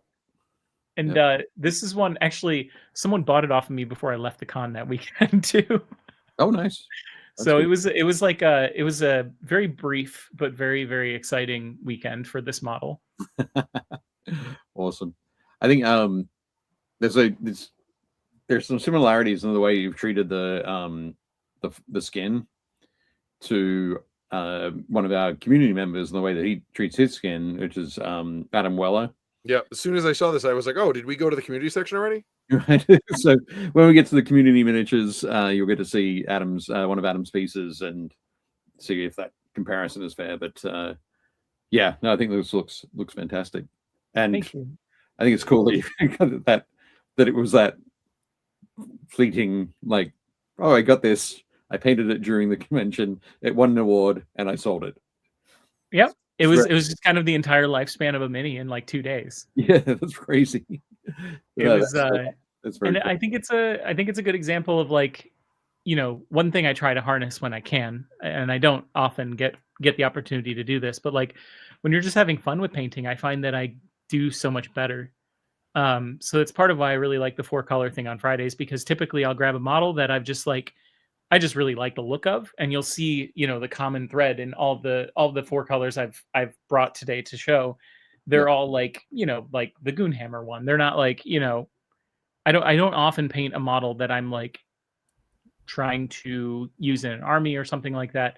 Because I want to get something that's like low impact. And oftentimes I'll end up like producing something that just turns out way better than I expected it to, because I'm having fun with it. So if you can like harness that approach of like, okay, this is for competition, but I still need to have fun, I feel like you end up doing a lot better.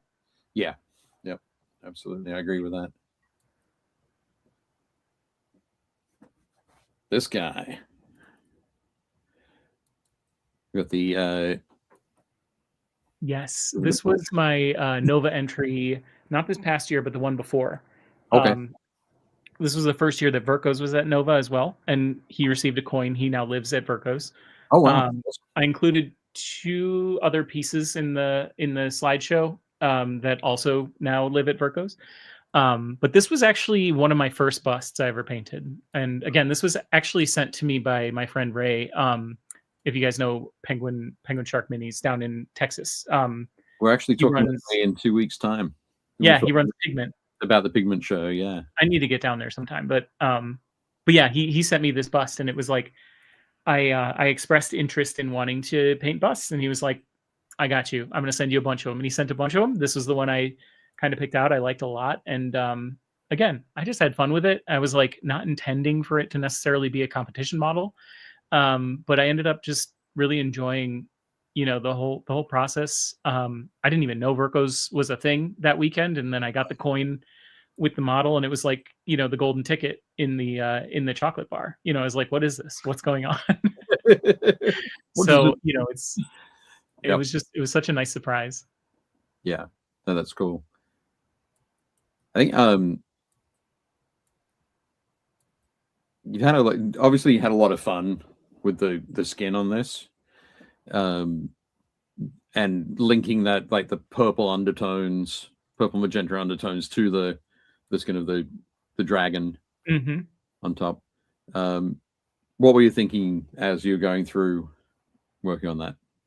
This one, so I really primarily focused on the portrait method of, like the undertones being like yellow, red, and blue, right? So yellow on the forehead, red through the middle of the face, and then blue, in the areas where facial hair would grow.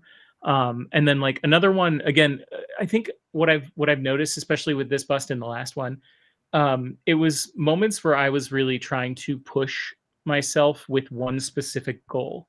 And this one was the face. Like I was trying to render the face as best I could, but still do something that was like an atypical skin tone. And the big thing I think that really locked this one in was also the scariest part of it, which was adding the stubble to the face. It's not, to me, like on my screen, because I'm looking at like a TV, 5 feet away from me. But I don't know if you can tell from the photo, but I did kind of a light stubble, and then I did a glaze over top of it with like a slightly bluer tone of the skin, and it just, that was like that, and then the meat part on the dragon were like the two parts that I was like, if I get these right, I feel like it'll really work out. And sure enough, when I went to go get my feedback, I was like, that was the day where I felt really seen, and I also felt really called out because I think it was Sam Lenz who was like, or no, maybe it was Dan Osborne. I don't remember who it was, but they were like, if you're did you enter in journeyman or yes, yeah, a journeyman? It would have been Sam. Yep. Yeah. And he was like, did you like, he's like, I don't, wasn't posed as an offensive, criticism, but he's like, did you kind of run out of time with this? And I'm like, yeah, I definitely like devoted more time to specific areas and not to others. And he's like, that it reads that way because like the face is like 10 out of 10. This would have, I think I got silver for this one. He's like, this would have scored gold if the rest of the model was rendered at the same level that the face was. And I was like, I can't even argue with that because it's literally just by looking at it, he nailed exactly the problem that I had with it, which was like, I got the face locked in. I'm like, this looks so good. Now I have to make the rest of the model look like this. And I could not get it to like, meet that standard. So I was like, maybe if I just like really hone in on a couple of different things that I'm like really proud of, that really, work out nicely. One of the things I like to bring up a lot of times with my students is like, you're the one who's setting your victory conditions when it comes to your painting. You are the one who gets to decide at what point you are satisfied. There are other ways to objectively compare ourselves and to kind of establish, goals, which are great. It's always good to challenge yourself. But I think the reality is walking away from something, your goal should be to feel good about the progress you made, not necessarily about reaching an arbitrary level of accomplishment. In reality, or I guess like in short, you're the one who is setting those win conditions. And in this case, even though, it could have performed better at the time, this was one of the best things I painted. And then the Verco's pickup was just sort of like validation in that case. So yeah, I love his I love his zombie disco shirt. He's like a big zombie. I imagine like a zombie medallion, and he's got like the deep V and like the collar. He's like, hey, yeah. I don't know. Like, I couldn't figure out like what the. I painted it to look like leather, but I couldn't really tell what that like applique on the front of the shirt was. So I just kind of, I don't know. I just went with what felt right. Excellent. Yeah, I think when you're talking there about the setting your own victory conditions and that sort of thing, that's a very important thing for people to learn, for everybody to understand, and it can still be tough. Like even if you know that that's the situation, sometimes you feel that other people are imposing conditions on you. Absolutely, yeah. But going back to like when Jake was talking about people asking what's the right color in these other ranges, it's like you get to decide what the right color is. Mm-hmm. You don't have to worry about anybody else telling you what the right color is. Again, it's that system mechanic. Like we used to laugh all the time, right? It's the heavy metal effect. Right. Step 1, do these base colors. Step 2, do your highlights. Step 3, heavy metal. And you're like, how did they get to that point? And I'm like, well, they've been painting for years and they have all the techniques down that they're not telling you. Right. But It's the whole the Yeah. draw the rest of the owl meme, you know. But but people will come in with the box and they're like, oh, it says to use these 5 colors. And I'm like, sure, if you want to use their brand of paint, yes, those are the 5 colors that they use. But if you just want to use those colors, you don't have to buy, whatever it is. You don't have to corn red. You don't have to buy corn red. You just have to buy a darker, sort of earthier red than like a cherry red kind of in the middle. Yeah, and one of the things I always try to focus on with when it's like my educational approach, or even just like when I'm just sort of waxing poetic, and for whatever reason people still listen to me on stream when I'm complaining about things. One of the things I like to focus on is like, if I'm going to identify a problem, I would like to try to come up with at least a prescriptive piece of advice. Not necessarily in the capacity of like I'm the perfect person to provide that information or like I'm the final word in it, but I think in the context of to talk about the GW ecosystem, one way that you can turn that kind of that I guess I don't know, not to be over dramatic about it, but like the shackles of that painting system into something that benefits you more long term as a painter is to start to train your eye by identifying what paints in other ranges can be stand-ins for the colors that you're using from that Citadel line, because it'll not only get you to start to understand cool versus warm tones and different values and hues, but it'll also kind of like introduce you to what we were saying earlier, which is like different textures, different viscosities, different the difference between a speed paint and an opaque paint, so like taking the opportunity to expand beyond that is really, again, it comes down to your choice. There's nothing wrong with always using one brand of paint. If the another one that I'm always the other thing that people are probably sick of hearing me say is like the best tool is the one that works the best for you, because I know people who are world-class painters who use cheap dollar store brushes and they just throw it away and get a new one every time, and that's just how they do it. I use natural hair brushes because I have the time to take care of them. It's kind of like part of the process for me. But ultimately, there's no objective morality to, what of those two you choose. It's like the new painter comes up to you and goes like, what's the best brush for me to use? The best brush is the one that feels good to you, and you won't know that without painting. You just have to paint.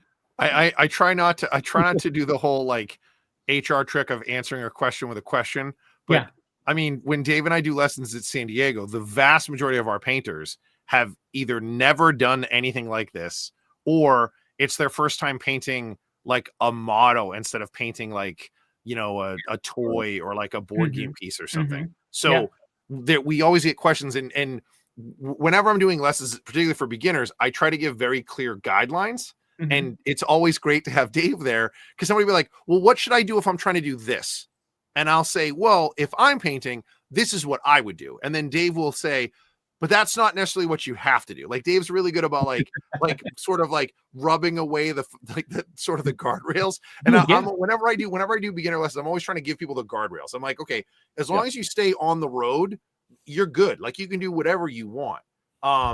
But yeah, it's again, like I said earlier, this is the beauty of the diversity of sort of skill sets and experiences amongst all the painters and friends of ours in the hobby. We all paint totally differently. We all have very different processes. And I'm sure there's a lot of us that have very similar ones, but none of us paint exactly the same way. Even all of us that were trained in the GW format, none of us paint the same way anymore, because we've all, had new techniques and evolved and learned a new trick. And but that's a huge part of painting. And this is the biggest thing I try to land with people, whether they're brand new or whether they're working on a project or they're entering a golden demon or whatever, is I'm like, I would say 95% of painting is, did you learn the technique or the trick? Because it's all tricks. Like if I take 22-year-old me who is painting Space Marines for a display case at GW versus me now, I know I can paint better than I did before, but I'm going to paint a totally different style than how I was taught.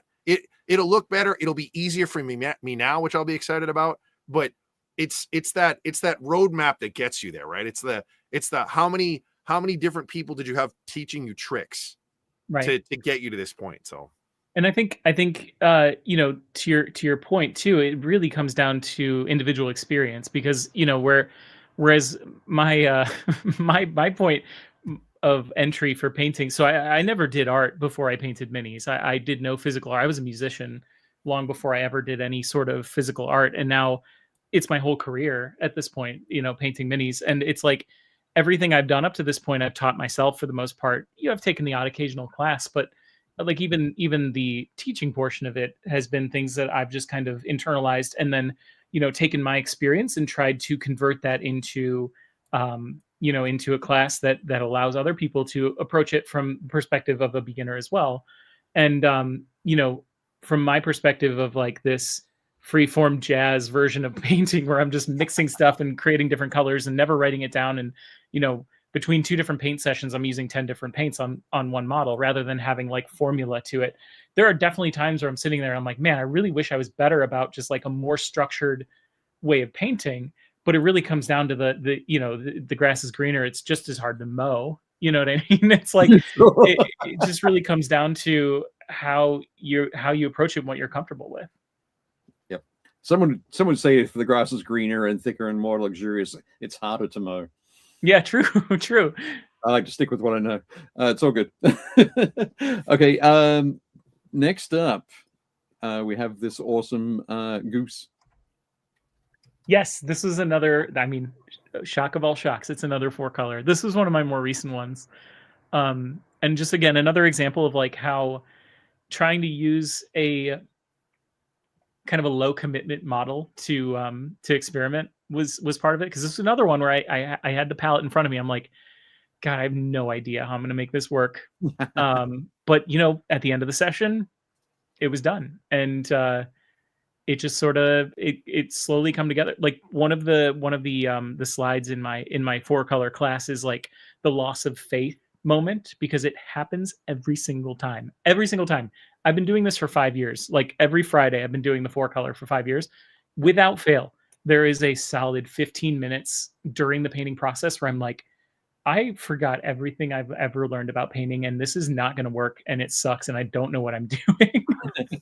And usually that's you know, that moment is like indicative of a breakthrough, because at that point I'm like, okay, well, I can't make it worse, so I just try something weird and you know, off the wall, and usually that gives me a little win, and that win kind of compounds. It's a snowball effect where it's like, okay, holy crap, this is working. I can't believe this is working. And then I'm done and I'm like, I can't believe I ever doubted myself. This is great. What did I?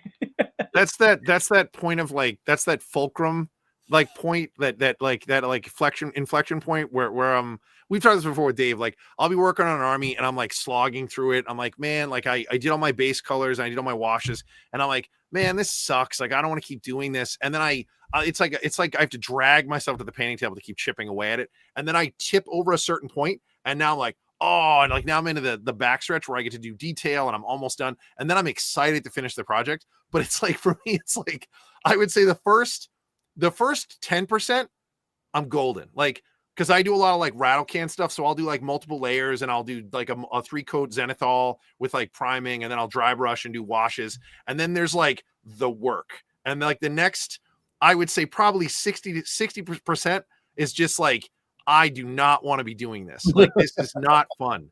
And then I tip over that last point, the last 20%. I'm like, oh, this is going to look so sweet. I can't wait to finish this project. This looks great. I'm going to do this. I'm going to add this new project. And then I get done and I'm like, okay, that's done. I don't want to work on another project for a little while. Yeah, that last like 20% is my favorite part of it. And there are times where I'm like, man, if I could just do this, I would be so happy. Where I'm just doing all the little fine detail stuff. Yep. But I mean, you don't get to that point without those foundational approaches, you know. It's like I want to think about like a paint. I need to run like a paint office where I have like a bunch of interns that just do all of the bulk scut painting that I don't want to do, and then they drop it off to me. I'm like, oh yeah, sure, let me finish that project up. Like that's that's what I need to do. That's called a studio, Jake. Yeah, let's do it. Let's and then let's you do take it. all the the credit, right? At the Yeah. end, you're like, No, "This no, was I'm me, a I did this." listen. I'm a team guy. I'm a team guy. It's the team. The team did the work, but Awesome. Next up. I love this model. He is great. Yeah. Yeah. This is I think this is another Goon Master one. And this was an example, I think, of like one every once in a while I get a palette where I'm like, okay, no, this is great. I already know where I'm gonna take this. I know where it's gonna go. And again, just another good example of like a model that is gonna probably just collect dust on my shelf forever because it's not for a game, it's literally just for enjoyment. And even something stupid like painting the nipples like a really bright green, just to throw something out there, just to try something new, because when are you ever going to get a chance to paint bright green nipples on a space marine? You know what I'm saying? I mean, if you want it bad enough, you could do it. Oh, absolutely, you could. I mean, Emperor's Children are begging for that. Totally. You just gotta shave off the aquila a little bit or something, and hey, you'll figure it out. Yep. But it looks Creative kit bashing, fantastic. Yeah, but I this think guy's the great. one of the things that I love about this guy in particular is that the way that you've handled the contrast, basically the saturation, desaturation, the tonal contrast, everything around here. So apart from the horns, everything around the outside is darker than everything in the middle. Mm-hmm. And it's desaturated compared to the saturated parts in the center. So everything you're doing is just pulling focus right to that face. Mm-hmm. So yeah, that's what I particularly love about this model. Thank you. And that was like a goal. If you don't look at his hair, and his horns, just look at the brown face. It's ET. It does look like ET. As soon as you started saying that, I kind of knew where you were going with it, and I never thought that before. No, it's fun too, because it was like, again, that was my focus in this one, was like, this was a composition approach, right? In some ways it's both color study and it's also compositional study, because it's like, okay, I have these colors, I arrange them in terms of value, and then, like I said, I blend them very systematically, so I know like what colors I'm working with. And by the time I start painting, I have 10 different colors that are blended out of those original 4. And so, it's like taking the time to not necessarily plan out the entire thing, but just from an objective standpoint, being like, okay, these are my lowest value, these are my highest value. I can get some saturation out of these. I can purposefully desaturate this one, just like putting yourself in that headspace of like, okay, I know abstractly what I want for this part of the model. It doesn't necessarily have to be a specific color. It just has to have this characteristic to it. And I'm one of those people, and weirdly enough, I've noticed in our space in mini painting, there are a lot of us that have this particular, I don't know, issue or something. I have a really hard time imagining things before they are in front of me. So, I don't find myself looking at a model and going, okay, this is how I want to paint this, because that function of imagination doesn't really work in my head. So I'm like, I'm not looking at a model and going, okay, this is going to be green, this is going to be purple, a lot of times I'm painting until it looks right. And this is a perfect example. This is where Jamie and I are. She's giving you the English system, and I'm on metric. Like that is not how I paint. Yeah, no, and that's probably why I really, really love the idea of army painting. And I haven't gotten to do much of it because typically I'm doing commissions, which is why I would love to get to my Cities of Sigmar, because then I can come up with a color scheme and like actually follow some steps and like maybe have a little less like a more relaxing paint, rather than this like, all right, we're gonna jump in and mosh pit these paints together until they work. Just reinvent it every single time. Oh, truly. Don't want to do that. Yeah. Man, that's gonna make me itch. I don't like that at all. It was very, very different approach. But moving on to the next one. So you mentioned Volcanistan. Nice. Yes. This model's so great. He's so awesome. I love this model. And it's funny, this particular person commissioned me for the original Vulcan like 3 months before this, and then they announced the new one, and she was like, well, I guess I'll have you paint the other one too. So by then I had kind of figured out like, how I wanted to. So this was a situation where I'm like, oh, I've done this before.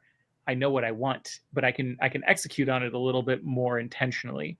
So like with this one, the real like focus I had was the blade and the symbol on top. I really wanted to give it like a superheated metal kind of look.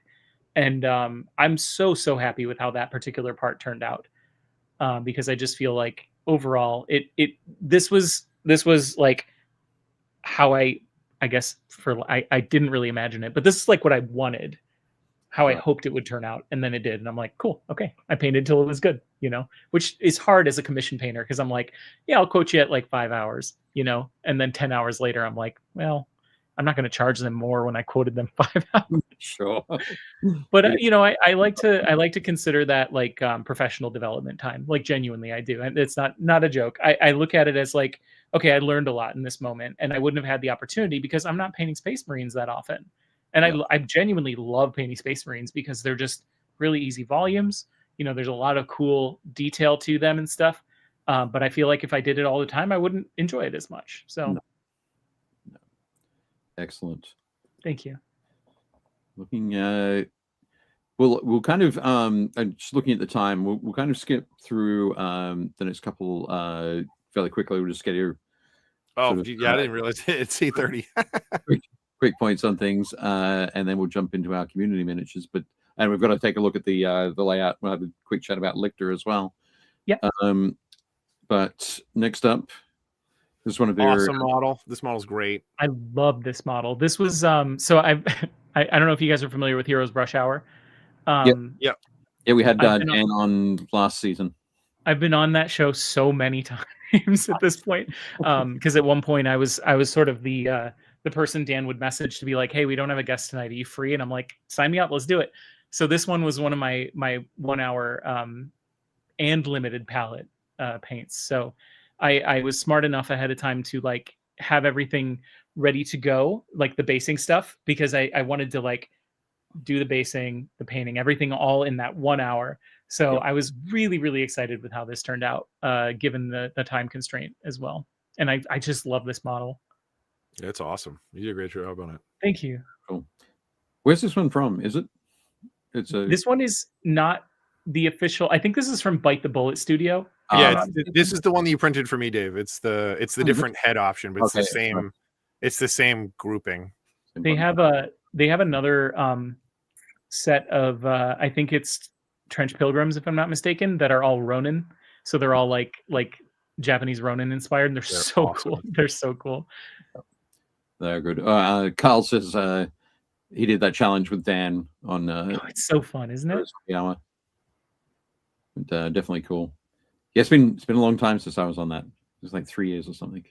I did a community meetup at Adepticon last year where I rented out a space at the at like a local karaoke place, and we had like 30 some people show up, and Dan and Andrew were there, and they really brought the party. They're such a fun crew. I love those guys.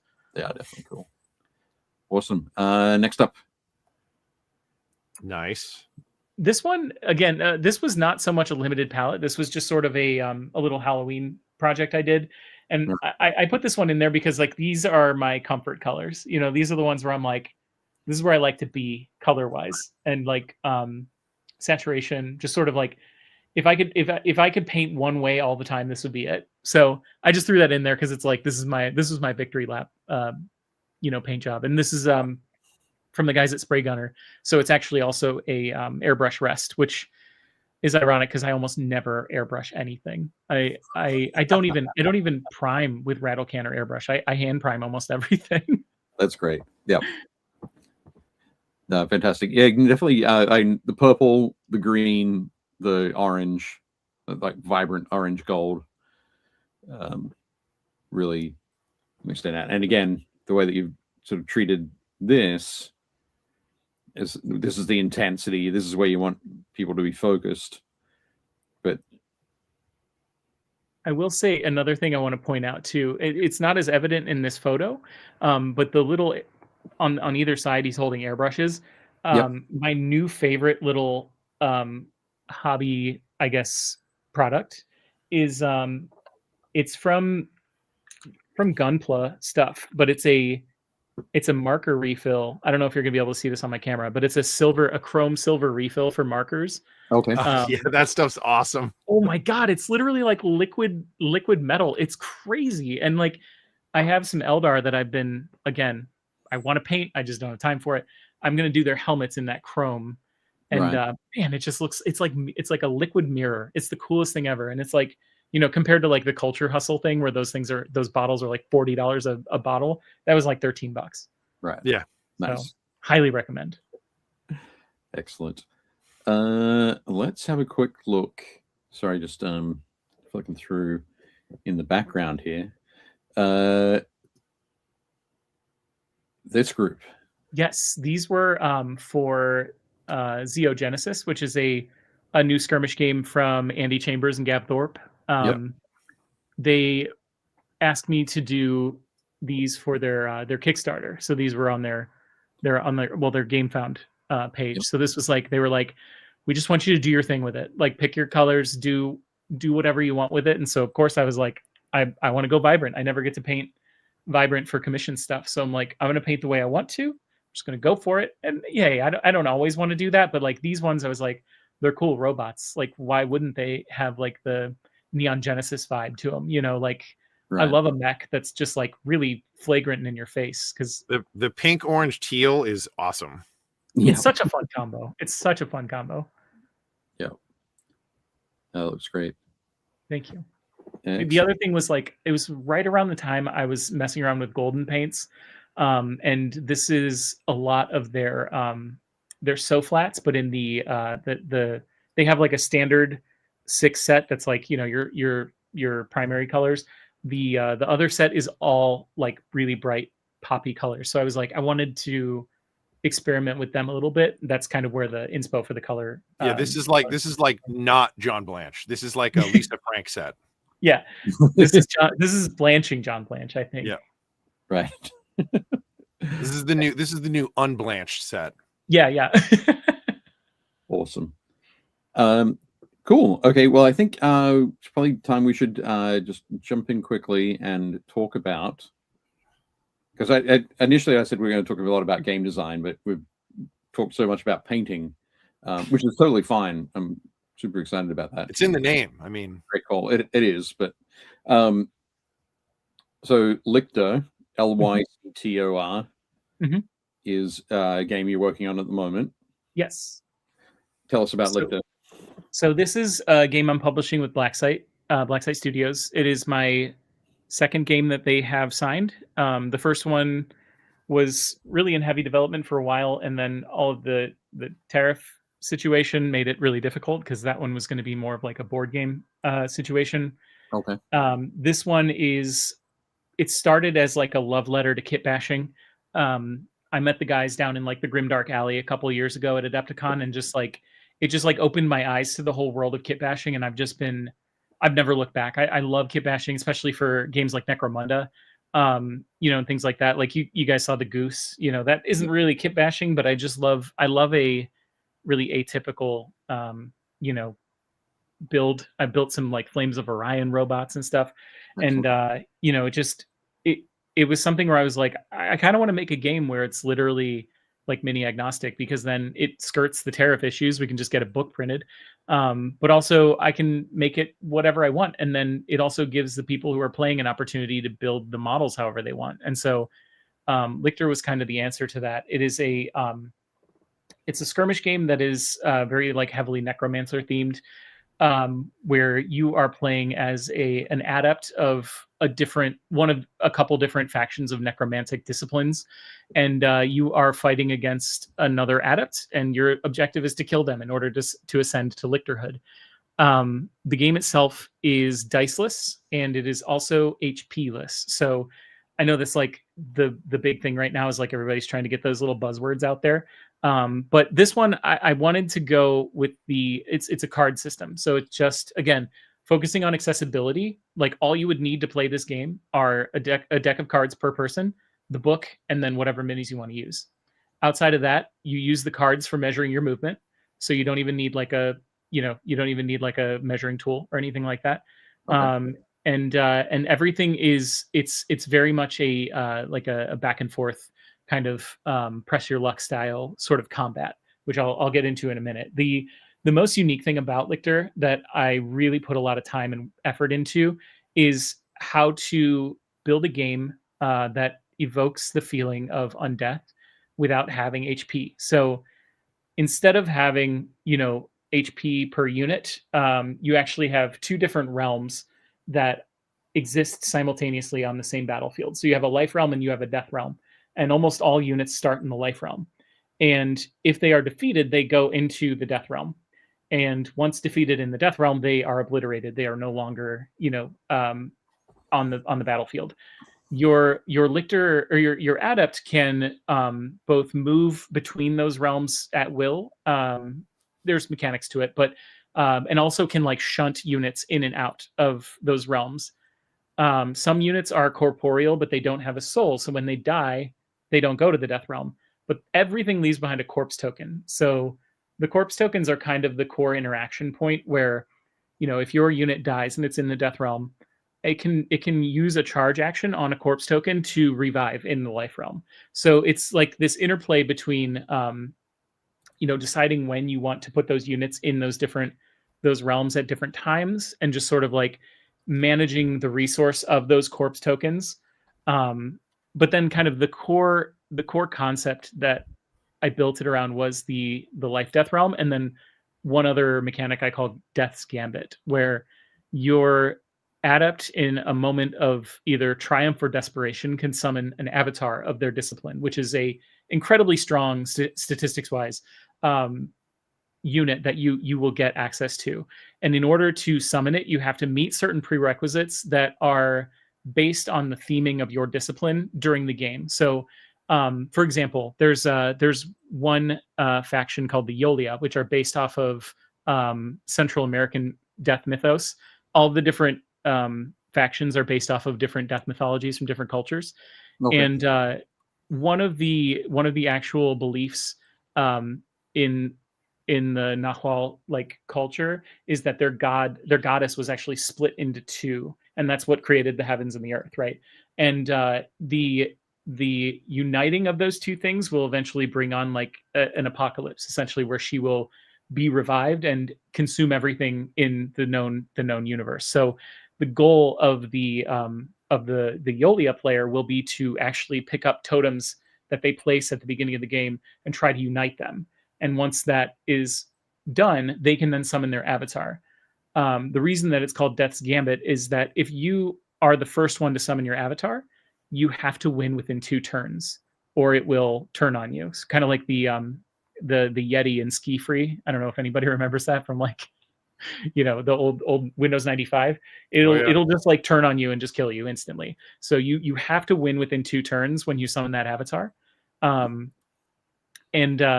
the other side effect of that is, regardless of if your opponent has achieved those objectives or not, they can summon their avatar 1 turn after you have. So it becomes this this big red button that you smash, and you're like, all right, I'm gonna go for the coup de grace here. But it's your choice, right? You have to decide if you want to take that approach or not. So it's been a lot of, again, kind of how I approach painting, where it's like, I have this idea and I throw it out there and I like it, and I'm like, but is it fun? And if it's not fun, I kill it and I do something else. And so it's been sort of a process of okay, I have these guiding principles that I want to follow. How do I make them work mechanically? And then check with myself to be like, is this just me thinking it's a cool idea, or is this something that's going to actually be enjoyable on the tabletop? And I find that following that methodology may not make it a tournament ready game, but it's certainly going to be something that I hope people will have a lot of fun with, homebrew, things like that. So the copy that will be available at Adepticon, we're reprinting a very limited number of copies. I think probably 100 to 150. I'm going to try to see if they will limit the number of them that we sell on any given day, so that people don't miss out. If for whatever reason it all sells on the first day, you're not screwed the whole weekend because you didn't get more. But this will be, I've been considering it kind of like a beta rules or an Ashcan rule set. So long term, I would like to build it out into a much more substantial book with narrative and things like that, and even like campaign play. But then like down the road, I actually have the core book comes with 6 different factions that you can play, and then down the road, the goal is to do iterative publishing where I do kind of a dual faction release over time. So it'll be like adding 2 more factions every so often. I have about 8 other factions planned. Oh, cool. That's awesome. Well, that sounds great. I'm Jez mentioned talking about kit bashing games or miniature agnostic games. I'm not sure if you saw those. Veritwood, Ink 28, Turnip 28, Forbidden Psalm. Yep. Necropolis. Very, very much inspired by those. Absolutely. And Mordheim too. Mordheim's a big one for me. Mordheim. Yep. Death Wizards. Yes. Yeah. So I was planning this, and then Death Wizards came out, and I'm like, oh crap. It seemed like, it's like, cool, another Necromancer skirmish game. Good job, Jamie. Like, way to go. There every so often there's something that is just in the zeitgeist for and everybody taps into it. You see it a lot in the board game space too, where it's like, oh, this year it's all mushrooms, Yep. Oops, all mushrooms. Mm-hmm. Fantastic. Well, Jamie, thank you very much for joining us. At the end of every show, we take a look at miniatures from the community. It's our Facebook community, Build Paint Play.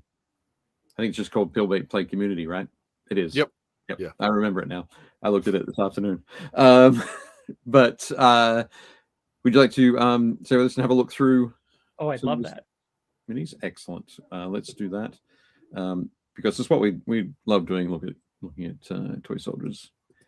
So sharing this group now. Let's have a go. So last week, our first week back, we had I think like 60 slides. A little bit quieter this week because we didn't have 2 months worth of stuff to look at. We've got about 20 slides to look through.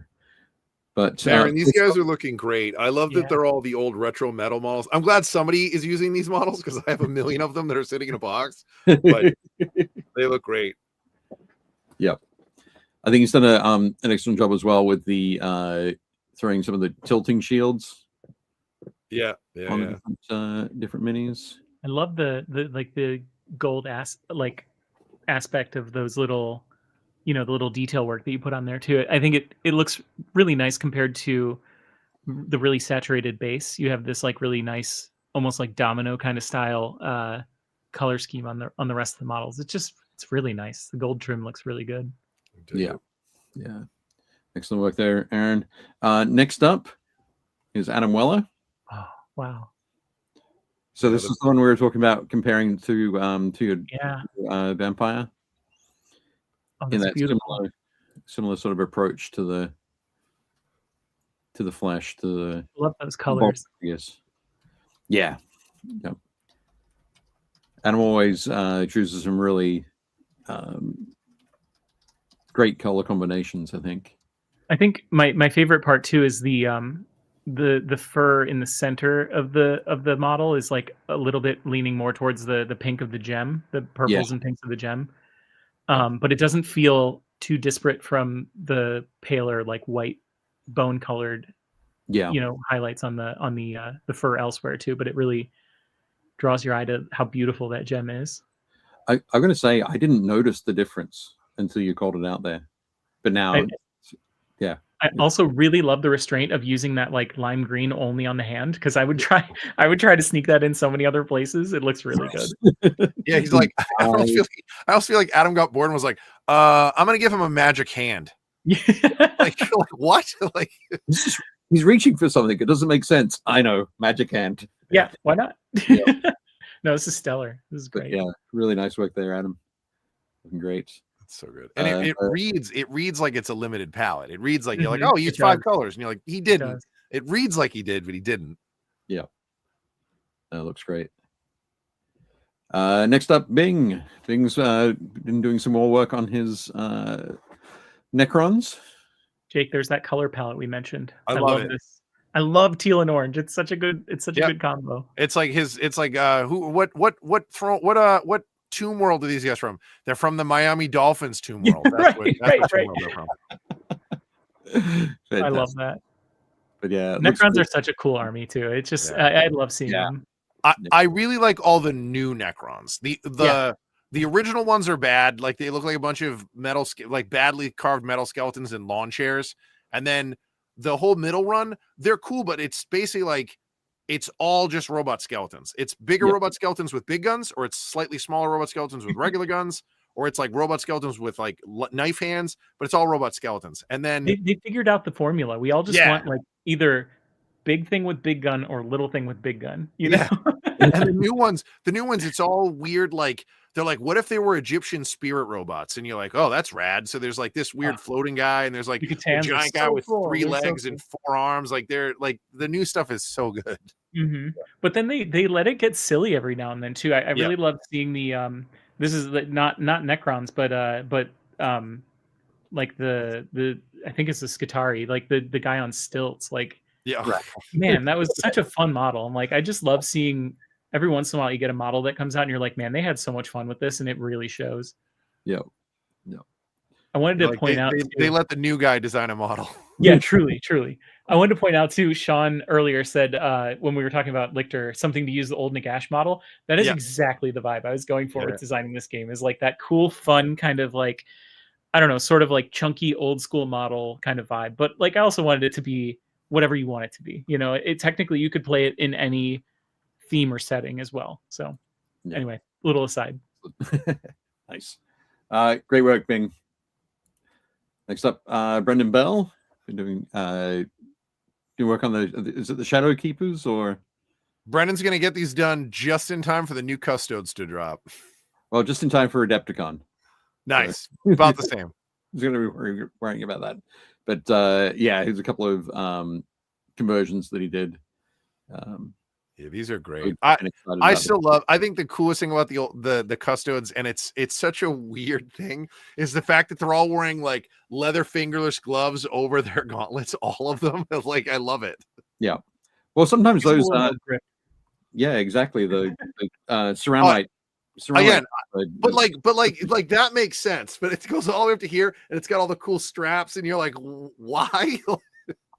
That's form over function. Yeah, tactical. Exactly. If you're going to be fighting stuff, you might as well look good doing it. Yeah, 100%. I'm excited to see your armies at the show, Brendan. I love the cherry red on that waistcoat cloak. Sort of. I don't even know. Oh, that's just that's the putty he used. The Sculpey. Oh, no kidding. Yeah. Instead of green stuff, it's like that's like a Sculpey, approximate or whatever it is. I don't know what he actually used, but it's really good like that. At one point we joked that it was the wax from Mini Baby Bells. Oh yeah. Or like it's instead of wax lips, they probably shoot up and then certain things. But yeah, Brendan's done a great job on these. Looking good. Very cool. That's Cal, beautifully sculpted cloak, honestly. Yeah. It's Cal's in the chat. Paul Rockchild. There we go. Nice. Yeah. Where are these models from? I love this. Cal gets stuff from a whole bunch of random places. But I think the guy on the left is from Otherworld. Yeah, a lot of the stuff that Cal gets is Otherworld. Yep. It kind of reminds me of like Ralpartha kind of era. Yep. Yeah, that's kind of what Otherworld is, very like in between like Ralpartha and Grenadier, like old metals. Like that's kind of where they live. I have a friend in one of my audience members from Germany sent me a bunch of Crooked Dice stuff, and man, they're just some weird fun models. I really love. These are like the perfect example of something I would pick up for a 4-color. These and what's the other one? Now it'll come to me. We'll have to keep moving on. I'll figure it out. I can't remember it off the top of my head. Cal did say Crooked Dice. Yeah, so there we go. I love it. Okay, former Otherworld. I love the skin tone on the one on the right. Yeah. So the guy in the middle, he has 2 little artichokes that he's carrying. He's like, I'm going to throw these artichokes at you. Hey, those things are pretty spiky. I wouldn't want one thrown at me. No, not at all. Unless I was going to catch it and then eat it. Yeah, that's 100%. True. A little butter. They got to make sure that's there too. Yeah, for sure. But yeah, looking good there, Cal. Nice one. That works. Next up, Chris Gorka. The values, the super saturated. This is totally against how Chris normally paints. Chris normally paints everything is very sort of desaturated and kind of like, nice blended tones, and then a big pop of saturated color. And because this is an Imperial Fist, he's the saturated color. Yep. Absolutely. But, Chris has been painting a bunch of Imperial Fist for commission recently, and so this is the only model he posted this week. But that model is rad. The gradients on the especially on the tilting shields are just crazy. Yeah. That is stunning. So I do love the way that, because there's a bit of a concave tilting shields, it really conveys that shape really nicely. That's so beautiful. It does bring that out. Those edge highlights are so crisp too. Yeah. Chris always does the white edge on a power sword too. Yeah. Looking neat. I love that teal on there too. It's so good. Yeah. Yep. Great pop there. Nice work, Chris. Yeah, this guy's great. Moving on. So Chris, the idiot painter, is building this sort of Dread Knight proxy, Grey Knight's Dread Knight proxy. He said it was his first sort of major resin kit. It was kind of struggling with it. I think one of the questions I didn't get a chance to ask, but I should have asked in the group, was if it was a 3D printed resin kit, because 3D printing resin is quite different to cast resin in the way that you sort of deal with it. But especially some Forge World kits, they can be really tricky.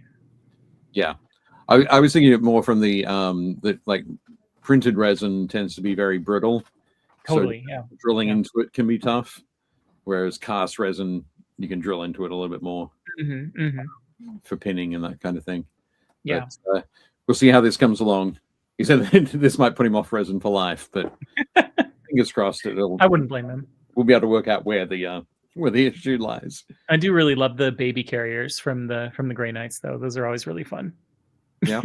I'm not so sure. Yeah, I'm not the biggest fan of that. I'm always like, why would you strap a Marine to the front of? It's just so weird. I just love the absurdity of it. It is super absurd, for sure. Next up, Cliff. Cliff has been painting up some models for his new Antioch. Great work with the illuminated Bible that he's holding. Yeah. Those look good. I think that might be some Sisters of Battle decals. Yeah. Very that's cool. such a clever use of that. Yeah. Definitely good. I could be wrong on that one, though. Sisters of Battle decals I use a lot. Like, there's so much great script work. Like, I cut them out. I'll put them on everything. The Cities of Sigmar have also been a big one for me too. I really love the iconography in that kit. Yeah. There's definitely some great stuff there. These guys are great. These guys are definitely hitting me with like green plastic army men vibes. Yeah. It's definitely that exact tone. Yeah, it's that specific. Like, I like, it's a shade under goblin green that it looks. I love it. I love the finish on this too. It makes it look like enameled armor. It's really cool. Yeah, very cool. It does have that gloss. It's that enamel finish over cast iron or something like that. Yeah, it's like a Sherman tank. It's like a Sherman tank. Exactly. That's exactly what I was thinking. Yep. Excellent. Nice work, Cliff. Hope you'll get to see these at Adepticon. That'll be good. Next up, Jeff Smith. There we go. Jeff's back. Oh yeah. Yep. So this is second model for his latest new Space Wolf army. I just really love the face on this guy. Man, yeah, I haven't seen a lot of the new Space Wolves. That is awesome. The detail on the new wolves are so good. The whole range is fantastic. The faces that they've been doing lately have just been killer. Like that's what drew me to Cities. Is like I really loved just how much variety there was. Yeah. I just really love the direction they're going. I also really love how many like earthy desaturated tones you were able to put in this and have it look so different, like across the whole thing. Yeah. And the base is killer. I love this. Yeah, so good. Yeah. Awesome work all around there, Jeff. Nice one. This model kit in particular is great. He comes with 3 different heads. So there's this head, there's like a head with like crazy hair, and then there's like the classic wolf skull helmet which is awesome. Oh, sorry, there's a hooded head. There's this one, there's a hooded head, and then there's like the wolf skull head. Yeah. I think initially, like, this was my least favorite of them, but yeah, seeing this now on Jeff's model, it's become my favorite. And Jeff has done a good nice job. Because the I guess the baldness of it really kind of like stands out as a nice contrast to all the other, like the texture on the rest of it. All the other hair. Yeah. right. His hair or the wolf hair or whatever. Yeah. Great focus right there. Yeah. But yeah, beautifully done, Jeff. Excellent. Jim Marzullo said he painted this up as an NPC, but one of his the players in his campaign said she wanted it for her character. Love it. I want to know more about this character. This is great. This is the well-known thief and brawler Lucy Two Beers. Yeah, right. Absolutely. Definitely has the what is it, the bar fighter feat, or whatever 100%. Maybe it's brawler. I can't remember. I haven't played D&D in a while, but using those improvised weapons. Yeah, absolutely. Those steins are nice and big and be heavy if they're full of beer. Oh, absolutely. But yeah, nice one, Jim. Looking good. Next up, Josh Potter. I grabbed this one. I mentioned that he'd been working on a Space Station Zero crew from old GW minis. Very nice. I have that same model right here on my desk. I love that guy. You got Vasquez over there, and then you got Drake on this side. Yeah, truly. Everybody's favorite space delivery driver in the middle there. Yep. I love this era of mini design. Just I don't know, it's a little bit heroic scale. I just love the chunkiness of them. Yep. Well, the guy in the helmet, that's from second edition. That's second edition metal. That's Rogue Trader. Is it? Okay, because they used him in second too. And then you've got the metal Catechin characters from like third and fourth. And then this guy here's a tank rider. He's just been, instead of sort of leaning back and sitting on the edge of the tank. Oh yeah, nice. Led him forward. Good tactical rock. Yeah, propped his foot up on the. You gotta have a good tactical rock. Yep. And then that's the plastic Aquila pilot from the fifth edition starter set. Yep. Absolutely. Very nice. But yeah, looking good there, Josh. Nice work. Josh Sawyer posted up his a couple of new models. I think he had the Desecrated Saint last week, I think, but which is the one on the left.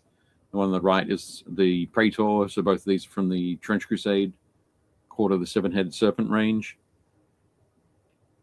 And I really love the creature caster direction they went with these. They're so cool.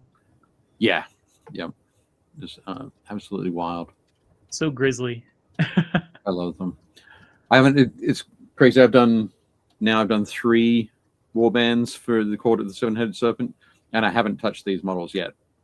So I just keep saying the two commissions I want more than anything is I just want somebody to commission me to paint Trench Crusade and Darkwater because I never get to do that stuff. So it's just like I see stuff like this and I'm like, man, I would love an excuse to have to paint those instead of doing my own. Yeah. I'm an avid reader and I've been reading a lot of kind of like historical inspired horror lately. And man, Trench Crusade just bleeds that. It's so good. Absolutely. Speaking of baby carriers. Right. Yeah. The wild. That's the Saint perched in the middle. Yeah, right. Whenever I see that, I'm always like, shoot that guy. Yeah, right. Oops. Sometimes that happens. But yeah, they look fantastic, Josh. Yeah, gorgeous. I'm looking forward to playing against them at Adepticon. I really love the on the right hand side the magenta, like the really dark burgundy with the fleshy highlights. Yeah, looks really good. Excellent.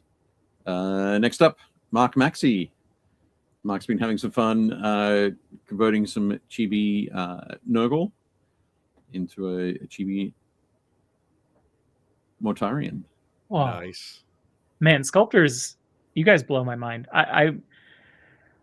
I could never. I try. I convert. I would rather carve up, the same bit 17 times in different ways than try to sculpt something because I just don't have that bone in my body. I don't know what it is, but Right. man, you have so much respect. I've done like rudimentary stuff. Like I've done like tentacles and capes, and I've done like a little bit of shoulder pad stuff, and I've done fur, but it's usually to get textures. I'm not usually like sculpting a form. I'm sculpting like something to fill something in or add some kind of an element to it. But Yep. I like the chibi Saturnine Terminator. That's great. Yep.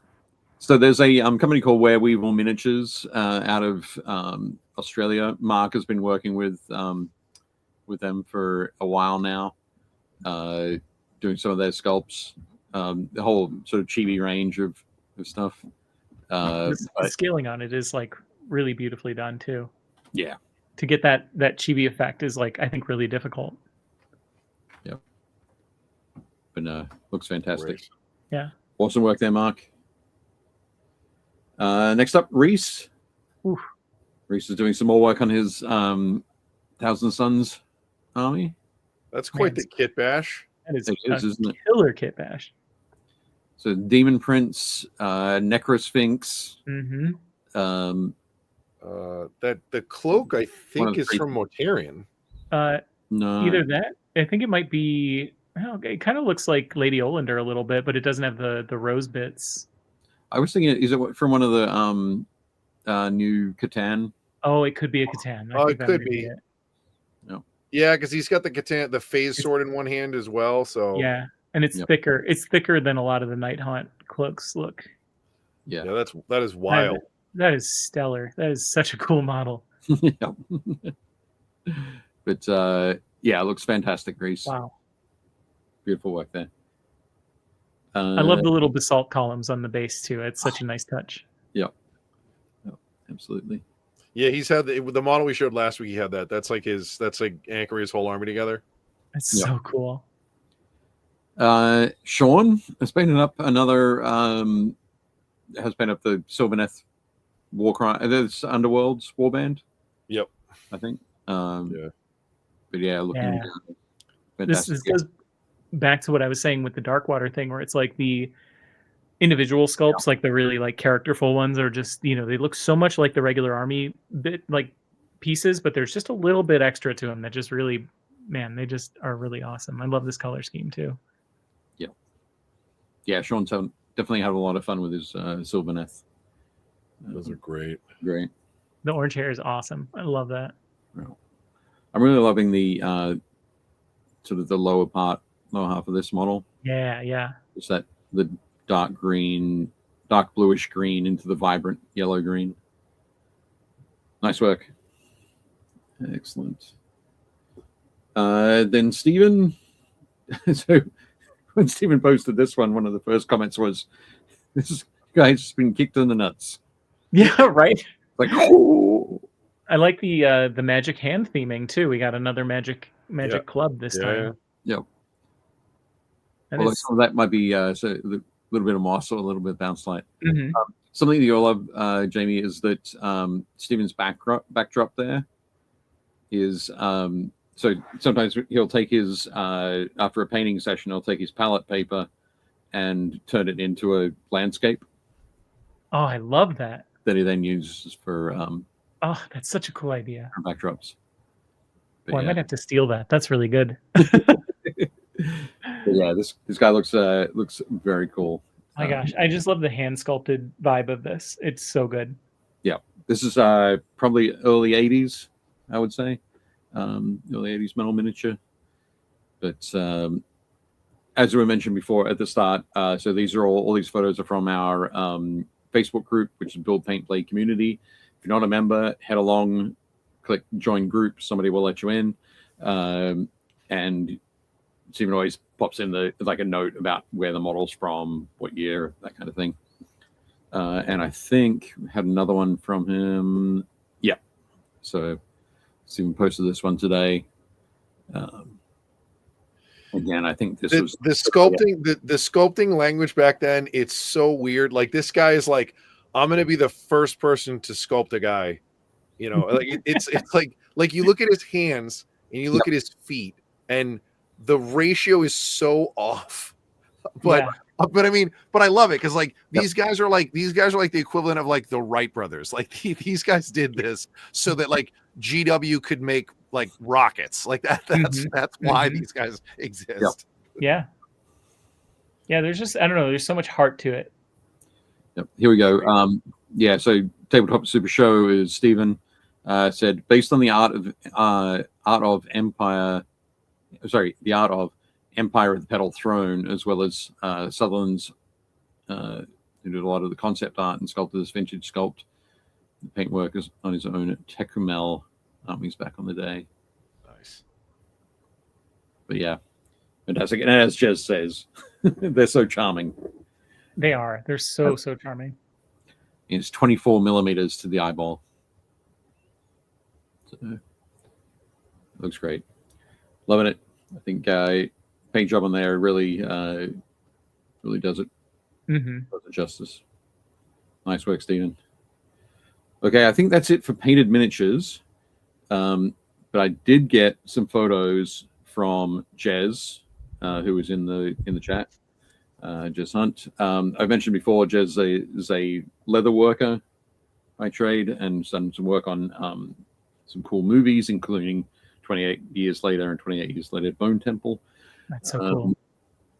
And he sent me a couple of photos today of something like he's just relaxing, some relaxing work that he's doing at home. It's not part of. Is he making us custom still suits? Is that what he's working on? Yeah, right. Well, man, I would love that. Oh yeah, Mark said Dune. Yes, worked on a Dune film, but no, this was. Oh wow! It's working on a set of armor.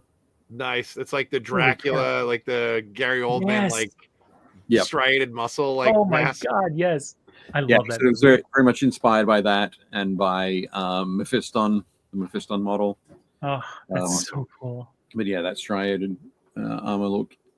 So you can see how it looks in the raw leather, and then I think that's one of my favorite things.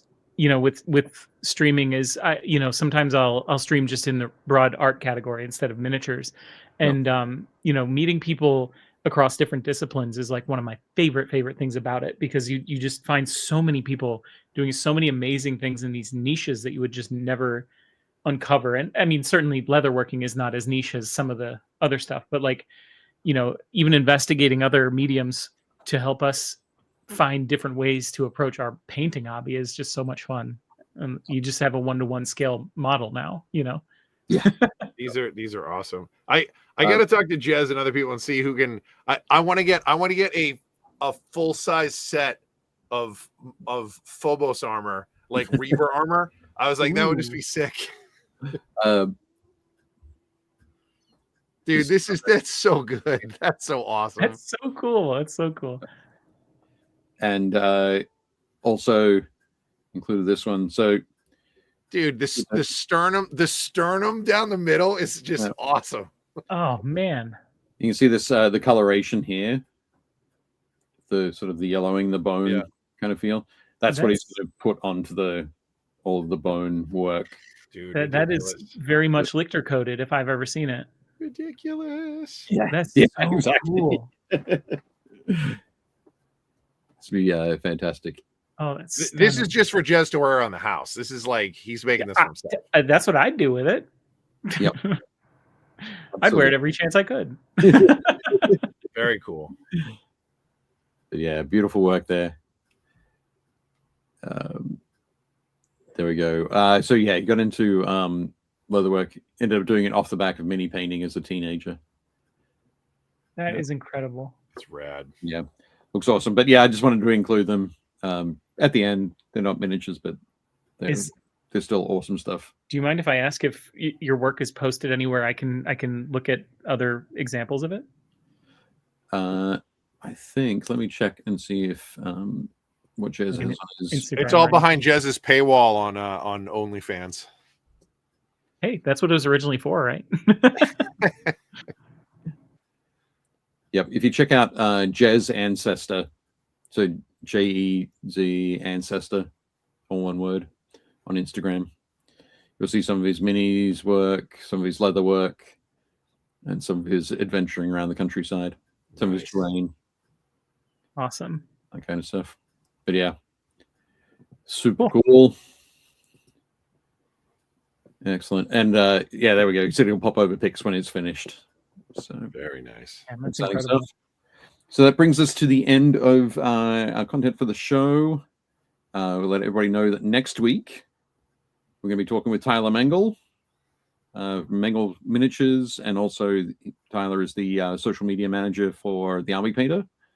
So we'll be having a chat about his painting and about doing social media stuff for the Army Painter. Surprise, surprise. But that's who we'll be chatting to next week. Nice. Awesome. We ran a little late, but it was a good time.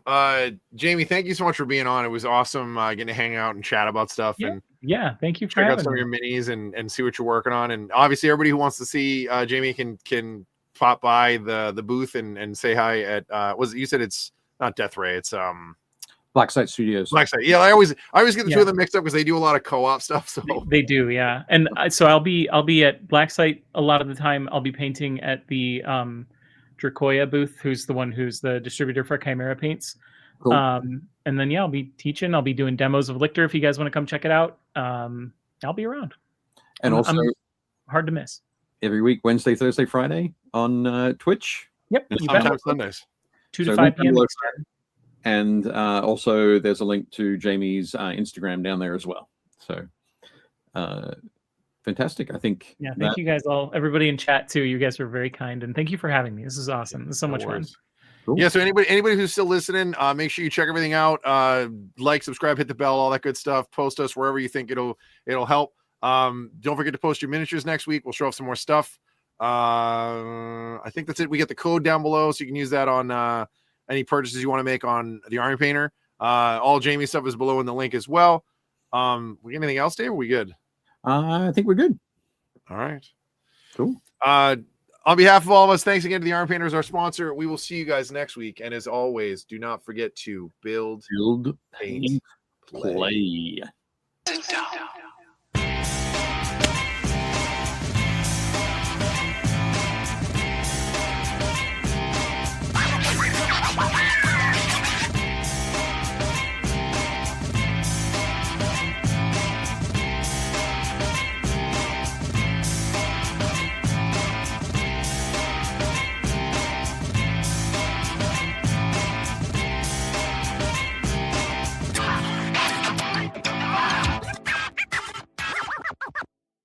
Shut up and sit down.